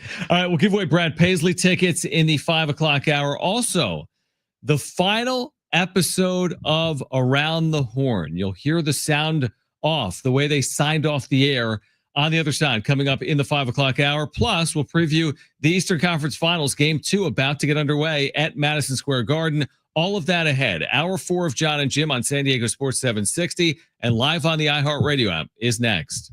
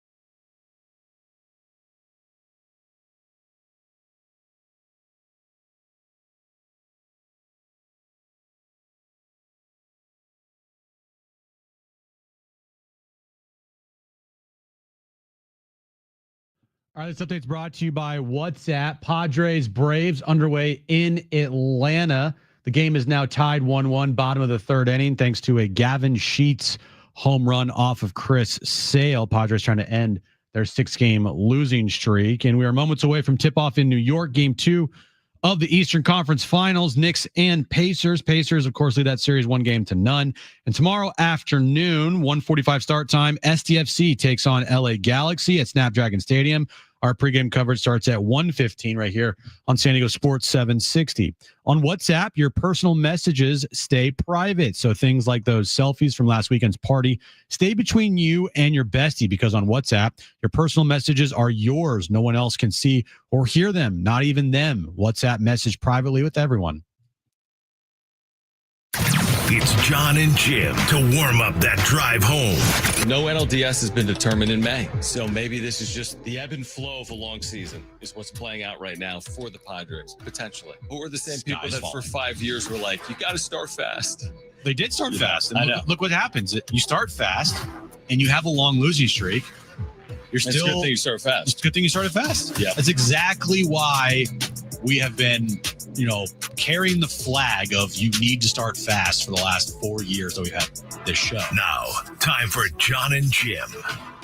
All right, San Diego and Southern California, what's going on? This is the final hour of Jon and Jim. We hope your Memorial Day weekend has gotten off to a good start. Be safe this weekend. Drive safely. Take some extra time on the roads. We're with you for the next hour. We do have another listener to qualify for SDFC tickets for next weekend. So when you hear that goal call, make sure to call 877-767-4760 for a chance to win those tickets. We'll announce the winner at 5:30. We also have Brad Paisley tickets to give away. We're getting you ready for the second game of the Eastern Conference Finals as well. Jim is just hours away from going on his honeymoon/anniversary trip to Hawaii. Are you mentally and everything ready, packed, and got your license and wallet and money? Are you going to be on the plane? So this afternoon, before I left, I was, every time I get home, I put my keys and my wallet in, like a little bin on our, table by the door. So we always put in the right spot, right? Yeah, I never do that. Well, this morning I go to where I usually put my keys in my wallet, and my wallet's not there. I'm like, maybe it's in the bedroom, right? Sometimes I have it in the bedroom, from the bedroom, not there. So I'm like, where is it? Sometimes I usually, if I take off my pants and put on some shorts, I accidentally keep it in my pants, and then I find it in my pants, my dirty laundry. Well, I put laundry in the wash, and I forgot to check my pockets. So I'm like, oh no, I put it in the wash. So I had to go out to the wash as I'm washing clothes this morning, and it's halfway done. So I stop the wash. Everything's wet. I'm like, oh no. And I'm taking out clothes that are soaking wet, checking pockets. It's not there. I'm like, are you kidding me right now? Lost your wallet the day before your honeymoon. So I'm sitting there thinking, I'm like, where did you put it, idiot? Go to my car. I'm like, it has to be my car. Because sometimes I leave it in my car. Not in I can't find it. It's not in the spots that I normally would keep them. Okay.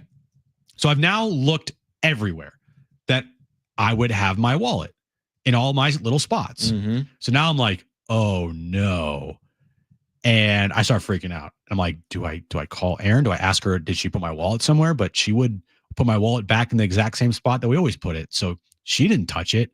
I'm like, did it fall out of my pocket somewhere? Did I leave it somewhere? It took me about a solid 15 minutes before I found it was stuck in between my seat in my car in that little crevice, no man's land area. Yeah. And it's it was hidden perfectly where you have to look hard to see it. If you just glanced, you wouldn't have seen it. And so, crisis averted. Yeah. We are all good for Hawaii.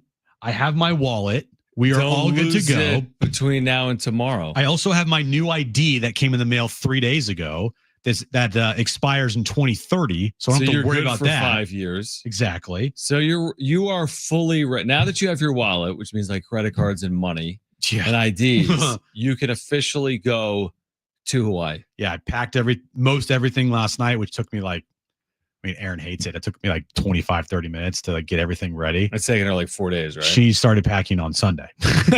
Exactly. So yeah, I'm mentally out. I'm sorry. That's fine. I mean, this doesn't change from change typical show. Doesn't change a normal show week. You're right. Okay, so Padres and Braves underway and tied at 1 in the 4th inning. Eastern Conference Finals. What an opening game, obviously. We spent a lot of time on it yesterday. Pacers and Knicks. This is close to a must-win tonight for the Knicks. I mean, you can't go down 0-2 with home court. They're sizable favorites, 5.5-point favorites tonight. Do you think the Knicks bounce back tonight at Madison Square Garden after the craziness of 2 days ago? I do. I think game 1 could end up deciding the series, honestly. Like, right. I think if and when the Pacers win this series, it's like everything changed in game 1. That's going to be the story. That's going to be the narrative. Everything changed after game 1 because Knicks were up, 14 with 2:30 left and they blew it. They choked. I still think the Pacers are going to win this series now, but I think the Knicks are going to bounce back tonight. I do too. I'd be really surprised if they did not. They were so well positioned. Mm-hmm. No one loses a lead like that. You went through all the scenarios. I mean, literally nobody one loses a lead like that. Like 0 and 1,700 and 0 and 4,000. Like it's some crazy numbers. And they did lose that lead. Now I do wonder, what does that mean for a team and its psyche and its ability to bounce back? But I think they basically have to. And I do think that they will. And if you're Indiana, by the way, you are good if you're Indiana because you got that game. So you have taken home court. You could lose by 40 tonight. You're still in decent shape if you're the Pacers. So I tend to agree with you. I think the Knicks find a way tonight. I think the Pacers, though, find the way to win the series. The Thunder, you said it earlier. I tend to agree. You said you think the Thunder may sweep. I think it could be a gentleman's sweep where it's 4-1. The Thunder are going to be the NBA Finals. Who is their opponent going to be? Mm-hmm. And how much is that going to matter? Like you said, if this is a historic team, is it going to matter for Oklahoma City who they play or not a week or two from now? I don't know. Yeah, I really don't want I don't want the Thunder to win. I'm anti-Thunder. Anti-Thunder? I'm anti-Thunder. Reason being, Shay? As I said, they just don't do it for me for whatever reason. I don't have like this overarching like grand opinion on the Thunder. When I turn on the Thunder, mm-hmm. it just doesn't excite me. Right. Doesn't do it for me. And it's not like they're a team that only scores 80 points, 90 points, and they just beat everybody with their defense. I mean, they have a great defense, but they also put up a ton of points. Shay's averaged 33 points per game this year. Mm-hmm. So it's not like, it's a bunch of just randos. I mean, I kind of feel like it is other than Shay mm-hmm. right now. If before the season, if you were to ask me, like, name the Thunder players, did you just burp? I did. I think I'm still feeling the impact of the chicken. I was like, what just happened? It's 24 hours removed from chicken. I did. I absolutely burped. That was a deep one. And it was, remember yesterday, my burps off air? You were like, dude, this is going to get ugly. Your stomach was not happy with you, even though but everything's been fine so far. That was, that was my stomach saying it's a Thunder fan.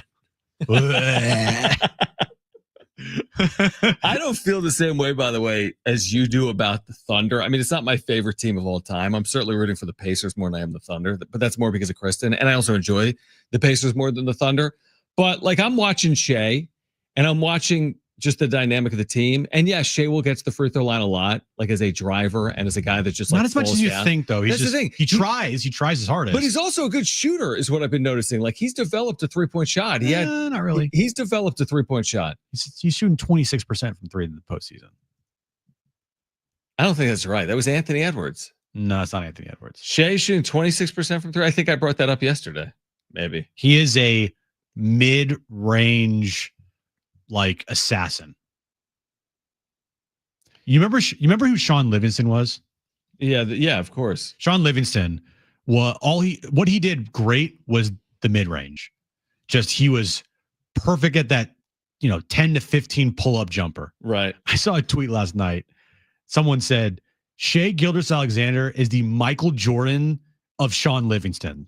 Right. He's the best ever at that. Like, he's the best mid-range jumper, but I mean, Kobe would like to talk, and Michael Jordan would like to talk. Carmelo Anthony would like to talk. Okay, your point is valid. Your point's valid, but I'm okay. Last 4 playoff games: Game 6 against Denver, 2 for 4 from 3. Game 7 against Denver, 3 of 4 from 3. Okay. Last night, a big 1 of 2 from 3. Now I skipped game 1; he was 0 for 4. He's not a 3-point shooter. Regular season, he was 37%. This guy's unbelievable. This guy's Steph. It's not horrible. No, he's not. Okay.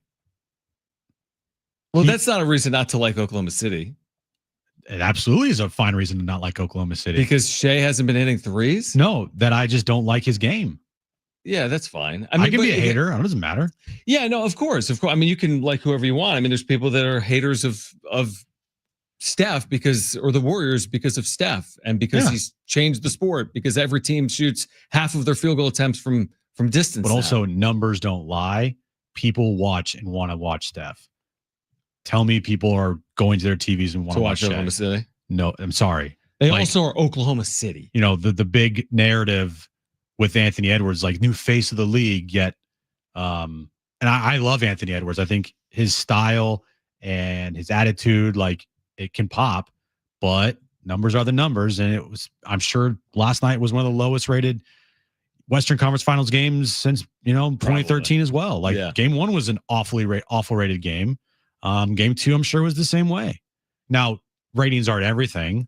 They don't determine like real things, but it does count towards the conversation when you're talking about who do people want to watch. And when Shea is out there, it's not that great of ratings. But I also think, like, if Shea just happened to play for the Lakers, it's a brand thing probably too. Yeah, like when you have the Thunder and the Wolves, I mean, you're starting from behind. Even if Shea was on the Lakers, and he would be a much bigger star if you're on the Lakers than the Thunder. I agree with that. Yeah. I'm just his game alone. It's not Luka's game. Yeah, I get it. It's not even that. It's just he doesn't. I don't know. He's a really, really, really, really good basketball player, borderline great basketball player, but he's not a superstar in my opinion. He's a star. Right. He's not a superstar. I guess the question is, does the narrative on that change if he does win a title? If he does win a title? If he does win a title, yeah. To me, he doesn't transcend. Mm-hmm. There's very few that do that in the NBA. And also you have to be in like a big market to help you, or you just have to be Steph or LeBron. But like, I don't know, man. It just does not do it for me. I think some of it will just come with time. Because, when Steph first got to the Warriors, nobody cared about Steph right away either. It took him a couple of years of being in the league and people, him getting exposure to the league before people, he did have a good base of like what he did at Davidson. So like that helped him. I mean, Shea didn't become. Yeah, but he wasn't LeBron or anything to where it's just like he was a household name. I mean, what was his overall pick? He got drafted 7th. Yeah, but I guess because of size. Yeah, I mean, it's not. I don't think coming out of Davidson, Steph was an infinitely more popular player than Shea was coming out. Like, no question. No one knew who Shea was. He went to Kentucky. He went to the Clippers. He kind of was like a backup. Then he got traded for Paul George. Yeah, but people only knew Steph based on that run. Well, yeah. But Davidson, that's nobody ever watched Steph in college other than for 3 games, literally. But not one person watched. As soon as Steph did what he did in the NCAA tournament, the following year he became somebody that people watched. Yeah, I get at Davidson. You're saying, did he come back? They put Davidson on like nationally televised games against teams like Duke and North Carolina. Like, then his run again in the tournament the next year, like he became kind of like a little household name going into the draft. People knew who Steph Curry was. No one knew who Shea Gilgeous-Alexander was. So Steph started out further than Shea did. Now, he did have to get better, and he went through the ankle injuries and stuff, and people thought that after the ankle injuries, like, he was just going to kind of fade away, right? Yeah. He was only going to be known for what he did at Davidson, and then he just exploded and was on a 73-win team, won an NBA Finals, got KD, multiple-time All-Star, 3-point leads the league in 3-pointers and all that stuff. Like he did things that no one saw before. Is Shea doing things that nobody's seen before? Maybe not now. I would probably argue that Steph was much more of a household name coming out than Shea Gil No, just yeah, says that. and it's not fair to compare Shea to Steph because completely different players, and I don't think Shea will ever be. Well, he's not going to be Steph. Steph. Like He's not gonna be to his Steph. popularity level. No, he won't. I agree. He won't. He won't be that. Steph is one of one, and all parts of it are included. Davidson's part of it, but Steph has made his name. Davidson was a cute little run. There's been a lot of cute little runs in the NCAA tournament. That Steph's legacy is going to be his ridiculous NBA legacy. Yeah, the Davidson but it started is a nice piece, but the legacy is going to be Golden State, and it's not even going to be comparable to his Davidson piece of it, in my opinion. Shea's a great player. He just doesn't do it for me. That's all. That's all. All right. Around the Horn, is that? Yeah. Around the Horn signed off today for a final time. We're going to hear what it sounded like when they signed off after 23 seasons and years of the show. Plus, be listening for that goal call when you hear it. Call 877-767-4760 for a chance to qualify to win 2 free tickets to see SDFC next Saturday. We also have Brad Paisley tickets to give away. We're here until 6 p.m. Jon and Jim, San Diego Sports 760 and live on the iHeartRadio app. Go!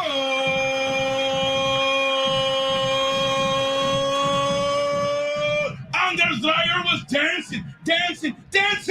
He's a goal machine.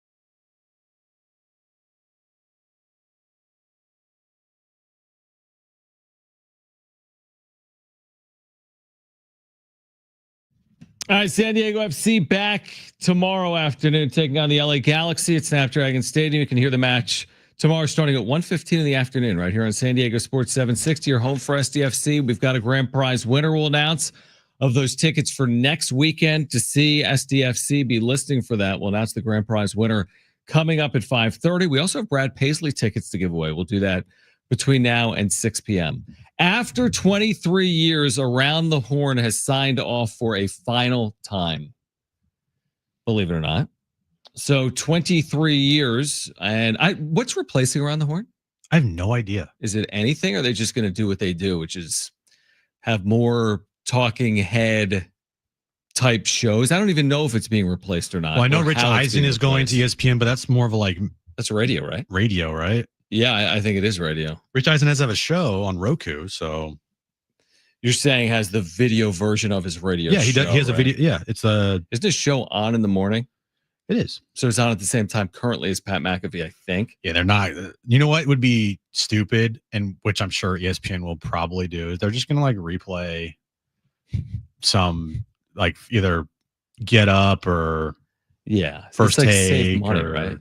or whatever it is. Yeah. It was funny. I saw a tweet last night.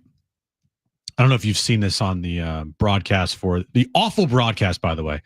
The broadcast for the Western Conference Finals makes my ears bleed. I mean, Richard Jefferson's said the word MIDI 4 times in a 20-second span talking about Shea's game. His MIDI is amazing. His MIDI is awesome. Okay. Gosh, shut up, Richard Jefferson. Right. Doris Burke ain't any better, by the way. One person that's good on that entire broadcast is Mike Breen. Anyway, yes, I'm an old man yelling at clouds. There was a tweet last night that was funny, which kind of describes what ESPN's doing right now. It's like they're wasting money and they don't know what they're spending their money on. But they released this new virtual reality part of the broadcast where they're showing moments from the game in virtual reality. Did you see this? No. So it's a virtual reality clip of Chet Holmgren dunking on the basketball court. But why not just show the actual clip? So someone quote tweeted and said, quote, "What if I told you that you could spend a bunch of money to generate the worst possible graphics you could ever produce and add nothing to the coverage?" ESPN. Hold my beer. Sold.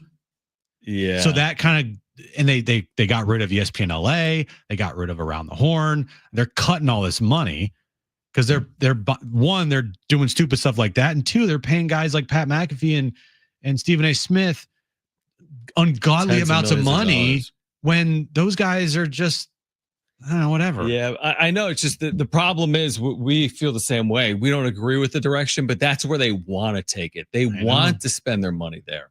They've made that clear. They prefer to spend it with the McAfees and Stephen A's of the world than with the Around the Horns and PTIs of the world. And I hope PTI is not going anywhere. But again, with where media is heading, I wouldn't put anything past that being a possibility. Once Tony Kornheiser's no longer on that show, he's 76. Or Wilbon? Are they going to replace one of those hosts, or is the show just going to go by the wayside? You know what it reminds me of? I just thought about this. What's happening at ESPN reminds me of what happened on MTV. MTV used to be TRL, music videos. That's where you went to watch its music videos. Yeah. Now you turn on MTV, you can't see there's no music videos ever on that channel. It's all reality TV show. The only thing that matters to me as a sports fan, the only thing I care about is your play-by-play rights. Nothing else to me as the consumer matters. I'm going to ESPN if they've got the Western Conference Finals. I'm not going there for much else. I really am. Right. I'm not. I mean, back in the day, College I'd go there for football. Sports Center, but now I can just go to my phone. Oh, yes. So the live play-by-play, you've got me. The other stuff, it's going to be hard to get me there. The only thing I go to ESPN for is obviously college football, NFL, NBA. If Padres are on, Sunday Night Baseball right now this year, right? Mm-hmm. And Scott Van Pelt. That's it. Yeah, it's a good. Yeah, he does a really good show. I agree. At night, everything else I can see on my phone. Any clip from any of these talking head stupid shows, I'm with you. I can see on my phone. So that's part of the problem, I guess, is that when you don't have live play-by-play, like what do you do in the mornings and the afternoons? The days where you just replay SportsCenter, which were awesome in the 90s, have been replaced by these media personalities and former athletes. And that's where they want to take it. I guess there's a lot of revenue there. To me, all the revenue's in the live play-by-play.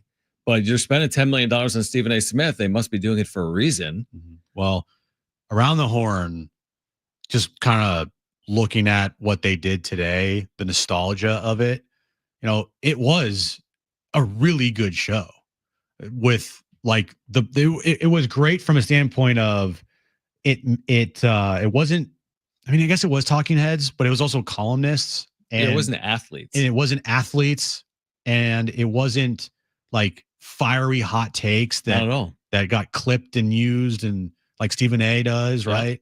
Or, Skip Bayless did, or Emmanuel Acho. It's like from a different generation, truthfully. Yeah, it's more of a. I mean, it's still opinion based, but it's more level headedness. And seeing that today with who they had on, all the OGs that were there from the beginning. I mean, again, I haven't watched it in a long time, so I'm not like going to stay here and say like I'm so sad it's gone. But in a way, watching it back today and seeing the nostalgia of it, I'm like, I am sad because that show was ahead of its time and it got run over by the, hot take, talking head, have to be the loudest in the room, media personalities. On the other side, we'll hear what it sounded like when they signed off from Tony Reali. But I will say also 23 years is a long run.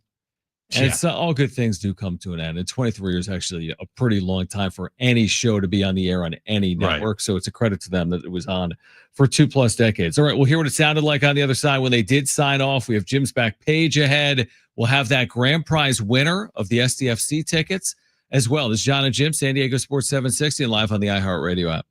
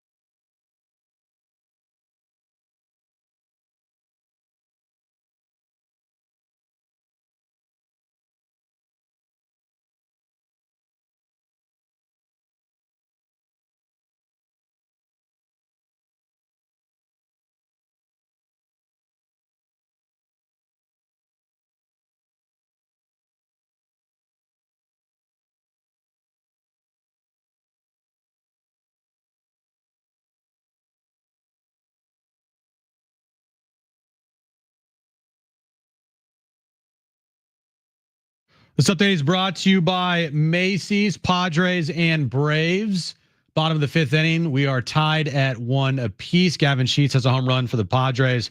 Ronald Acuna Jr. with a homer for the Braves. Game 2 between the Knicks and Pacers underway in New York. Pacers lead the Knicks 22-19 with 1:48 left to go in the first quarter there. And tomorrow afternoon, San Diego FC takes on LA Galaxy. 1:45 kickoff time. 1:15 is when our pregame coverage starts right here on San Diego Sports 760. What will you find at Macy's Backstage? How about essential warm weather styles, just $30 and under, like dresses, shoes, and bags, men's, and even kids' looks? Find the latest trends, new arrivals, and great prices at Macy's Backstage store near you.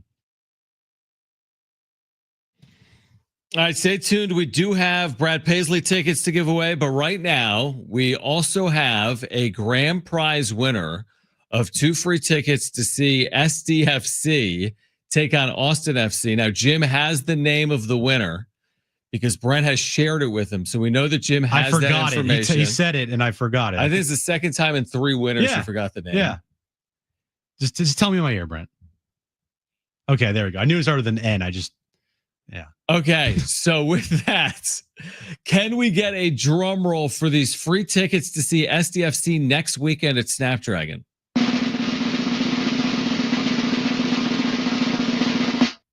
Wait, who is it? Congratulations to Nate. You're going to San Diego FC's match against Austin FC next Saturday night. All right, 2 free tickets for Nate to see that, as Jim said, next week. All right, very cool. We'll give away those Brad Paisley tickets. Be listening. We'll let you know how to win in the next 10 minutes. So don't go anywhere if you want Brad Paisley tickets, June 7th, Gallagher Square, Petco Park. Let's hear the sign off from Around the Horn. Also from Around the Horn, Tony Reale explaining the scoring system that nobody ever got. That's the one thing you told me. You're like, I really wasn't into it. I couldn't understand the scoring system. And I'm such like a math guy that I'm like, this doesn't make any sense. I've always thought that for like 20 years. Don't get too excited. It's still not going to make a lot of sense. I know. I've already heard it. But all right, here's the point. Here's the sign off and the scoring system. Final ever day of Around the Horn on ESPN. We are pulling into the dock now after going around the horn. 3 minutes left before an infinity and a half-hour break. I'll now answer the 3 questions I get more than anything else. How often does the paper toss hit the camera? Have you ever thought about having viewers on the show? How does the scoring system work? Answers, 54% of the time. It hits every time. Yes, and maybe viewers will be next. And scored very well. So now I'm going to give away the secret sauce, the recipe of the Reale family sauce. Bring in the board, Pablo Torre, ladies and gentlemen, one of our analytics reporters. So let's see if he can figure this out, because originally Good Answers got 3 points. That was really what we were doing. The thesis was it wasn't possible to score a sports debate, Pablo. There was a nugget of truth in there, from the brilliant to the ridiculous, via inside information and then actual reporting. The scoring was like hugging smoke. But that's when I then decided not every topic needs to be scored the same, Pablo. Are you following me, please? No, you're not. But work harder, because life begets life. Why is Plashke Dog here? And life finds a way. And so did the scoring system, clever girl. You're supposed to be in Jurassic Park now, please. A code soon followed. You're not just supposed to have an opinion. You're supposed to prove why your opinion is best at this time. But through it all, you needed to avoid the mutes. But that wasn't it either. I wanted to host the most real show I could, so I engineered the scoring system to be real and like life. And this is what I want to tell you here today. The system, totally, purposefully, unpredictable, is just like life. Intentionally changing, just like life. Some days, stats got you big points. Here you go, big points, Pablo. Other days, the exact opposite. I wanted receipts, proof, timeline, everything. Also, access, journalists who were there. I would award points for that. Some days, Goodfellas got you points one way, some days the other way, and some days I was like, hey, what do you want from me? And I banned cliches. Those were the bad phrases on the show. So what I'm saying is I threw a little of everything into our scoring sauce. The blood, the sweat, the heart. Heart made it go. Because life scores us all differently every day with a rule book that changes every day, and you have to roll with it, right? Through good and bad. That's how I feel. So that's how I scored Around the Horn. That's the secret right there. Because what works one day may not work the next, but you'll work through it. and you'll work through it with the good people around you, because we'll get through this together. It was a very good system, and it worked for a very long time. And now it's all over. I was 24 when I started on this show. I grew up on this show. This show helped me grow up. Maybe some of you feel the same way too. Life came fast, then slow, as it does, gradually, then suddenly. I've shared through it all, the highs and lows, because I believe life is best when it's shared in full. And fullness has highs and lows. But another thing, it demands voice, not silence. So release the hold of a mute button and you'll find the real. There's my mute button. I keep it in my pocket right now. In looking for the real, I found something that was even realer than real. You shared back. Because to me, that's what made this show go. It's the connection. Sports is connection. We watch it from our youngest days. We laugh and we cry. We have these two faces in sports. We're like this, oh, and we're like this, ah. And it connects us all. Sports connects people. People connect sports. And when it's genuine, it's the best thing in the world. But this was even better than that. The notes about your families and your notes about yourself, where you opened up to me. That means most to me. So now I'm going to do something, and you're going to call me cheesy. I'm going to reach out my hand. And I want you just at home, everybody here, reach out the hand. Come with me. Come with me where it's real. More smiles to come. Connect at TonyReality.com, my new YouTube page, Team Reality. And even right this moment, I'll be on YouTube Live. Come by and say hello. Let me tell you what you mean to me. 23 years is a goated number. 4,953 episodes is more than Oprah and Letterman and Sesame Street. The debate goes on now without us, but you pick up where we left off. We have 20 seconds left. We're on an infinity and a half hour break. I came into this world a stat boy. I'm going to leave it a stat boy. Thank you very much. Here are the final stats of the greatest sports debate show that scored of all time, Around the Horn. Good sign off. Very good sign off. How about more episodes than Oprah, Letterman, and Sesame Street? That's crazy. So that's a pretty long run. That's a very long run.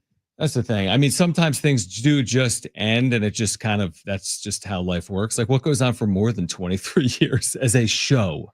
Now, he was not the original host of the show. Right. It was, tell me again, you said Max earlier. Kellerman. Yeah, exactly. Max Kellerman had the very first Around the Horn, and Tony Reali was on PTI as Stat Boy. Yep. And then, Max left and he didn't want to do that. And so I'm not surprised. I'm surprised, but I'm not surprised that they didn't mention that today. Mm-hmm. Like, this is the very first episode with Max, Max Kellerman walk out and then hands it off to Tony. But Max is not somebody that I think is viewed highly at ESPN. Yeah, I don't think, it's funny, when they were younger or back in the day, they always reminded me of each other.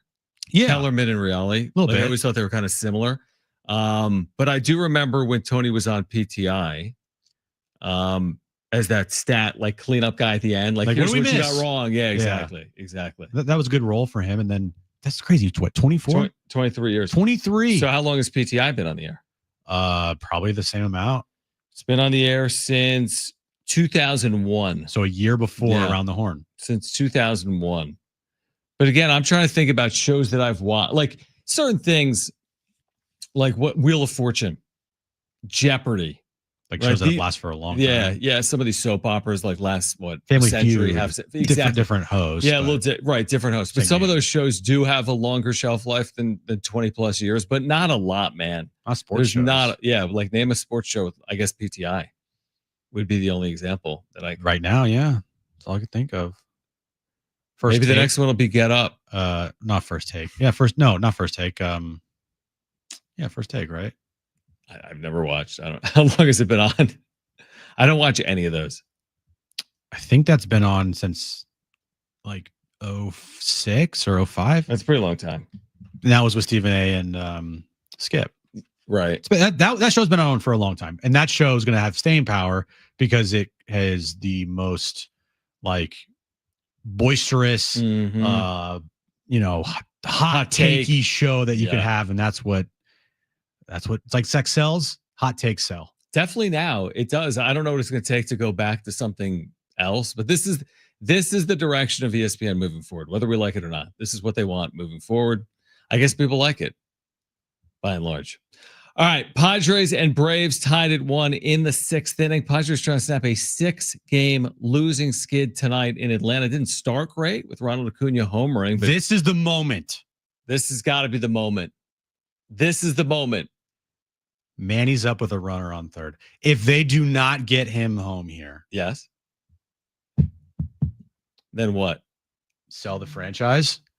Well, then you might have to sell them because they just had an out at home plate. 1-1 Braves and Padres in the 6th inning. So we'll keep you updated. Jim's on his way to his honeymoon tomorrow, which means it's his final back page before his honeymoon. Which means this is a mailed in back page. Definitely a mailed in back page. Unlike the same as every day. Other back pages much, that are perfectly curated for our listening audience. So we'll get to that. Plus, I promise you Brad Paisley tickets. Who wants them? Third caller to 877-767-4760 is going to see Brad Paisley. 2 free tickets. This is at Gallagher Square, Petco Park on June 7th. We have 2 free tickets for caller number 3. 877-767-4760. 2 free tickets to caller number 3. Brad Paisley at Gallagher Square, June 7th. Call right now. Jim's back page is next. This is Jon and Jim.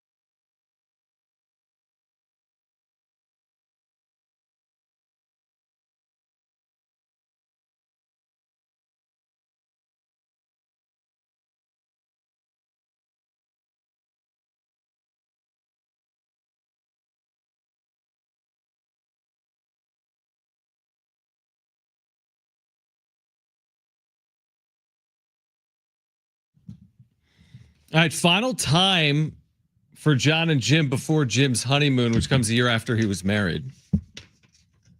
Are you calling this a honeymoon or an anniversary?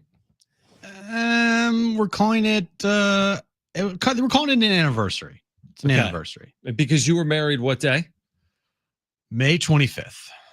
All right, so it is your anniversary during the trip. Yes, anniversary is on Sunday. Okay. But yeah, calling it an anniversary. Yeah, what did somebody from Hawaii? Because you called it your anniversary. Okay, you didn't say your honeymoon. Okay, I did because somebody called from the timeshare that we're using. You're using my mom's timeshare, and when you get a timeshare, they try to sell you you want to? Why don't you buy a place? You should buy a timeshare, and you should get a timeshare. Do you want to do this? Do you want to do that? So, guy called me the day before the show, and he was asking me a bunch of questions like, "Do you want to do this? Do you want to compliment? Do you want this? Do you want this?" And I was like, "No." But he asked me first like what I was celebrating, and it was anniversary. Okay, I said anniversary. Yeah. All right, so this is your final pre-anniversary show. Pre? It's a pre, right? Pre anniversary show. All right. Also, real quick before we get to it. Oh, they didn't score. You said they had to. Manny's going through it right now, dude. Not only does he not get the runner in from third with less than 2 outs, he gets thrown out at second base. Yeah, he's had a hit today. Whoopee. But it's meant nothing. Dude's got 20 RBIs on the season so far. We are reaching territories once we get to June here. Once I get back, if he's still doing the same stuff, then the criticism is going to be coming from Manny. Even though he's had a pretty good start to the season, average wise, but you got to do more, my guy. Wow, the pre-anniversary go all in, which means over the next 8 games he is going to get red hot, which we like. You're welcome. Exactly. All right, Padres Braves tied at 1. Let's get to this.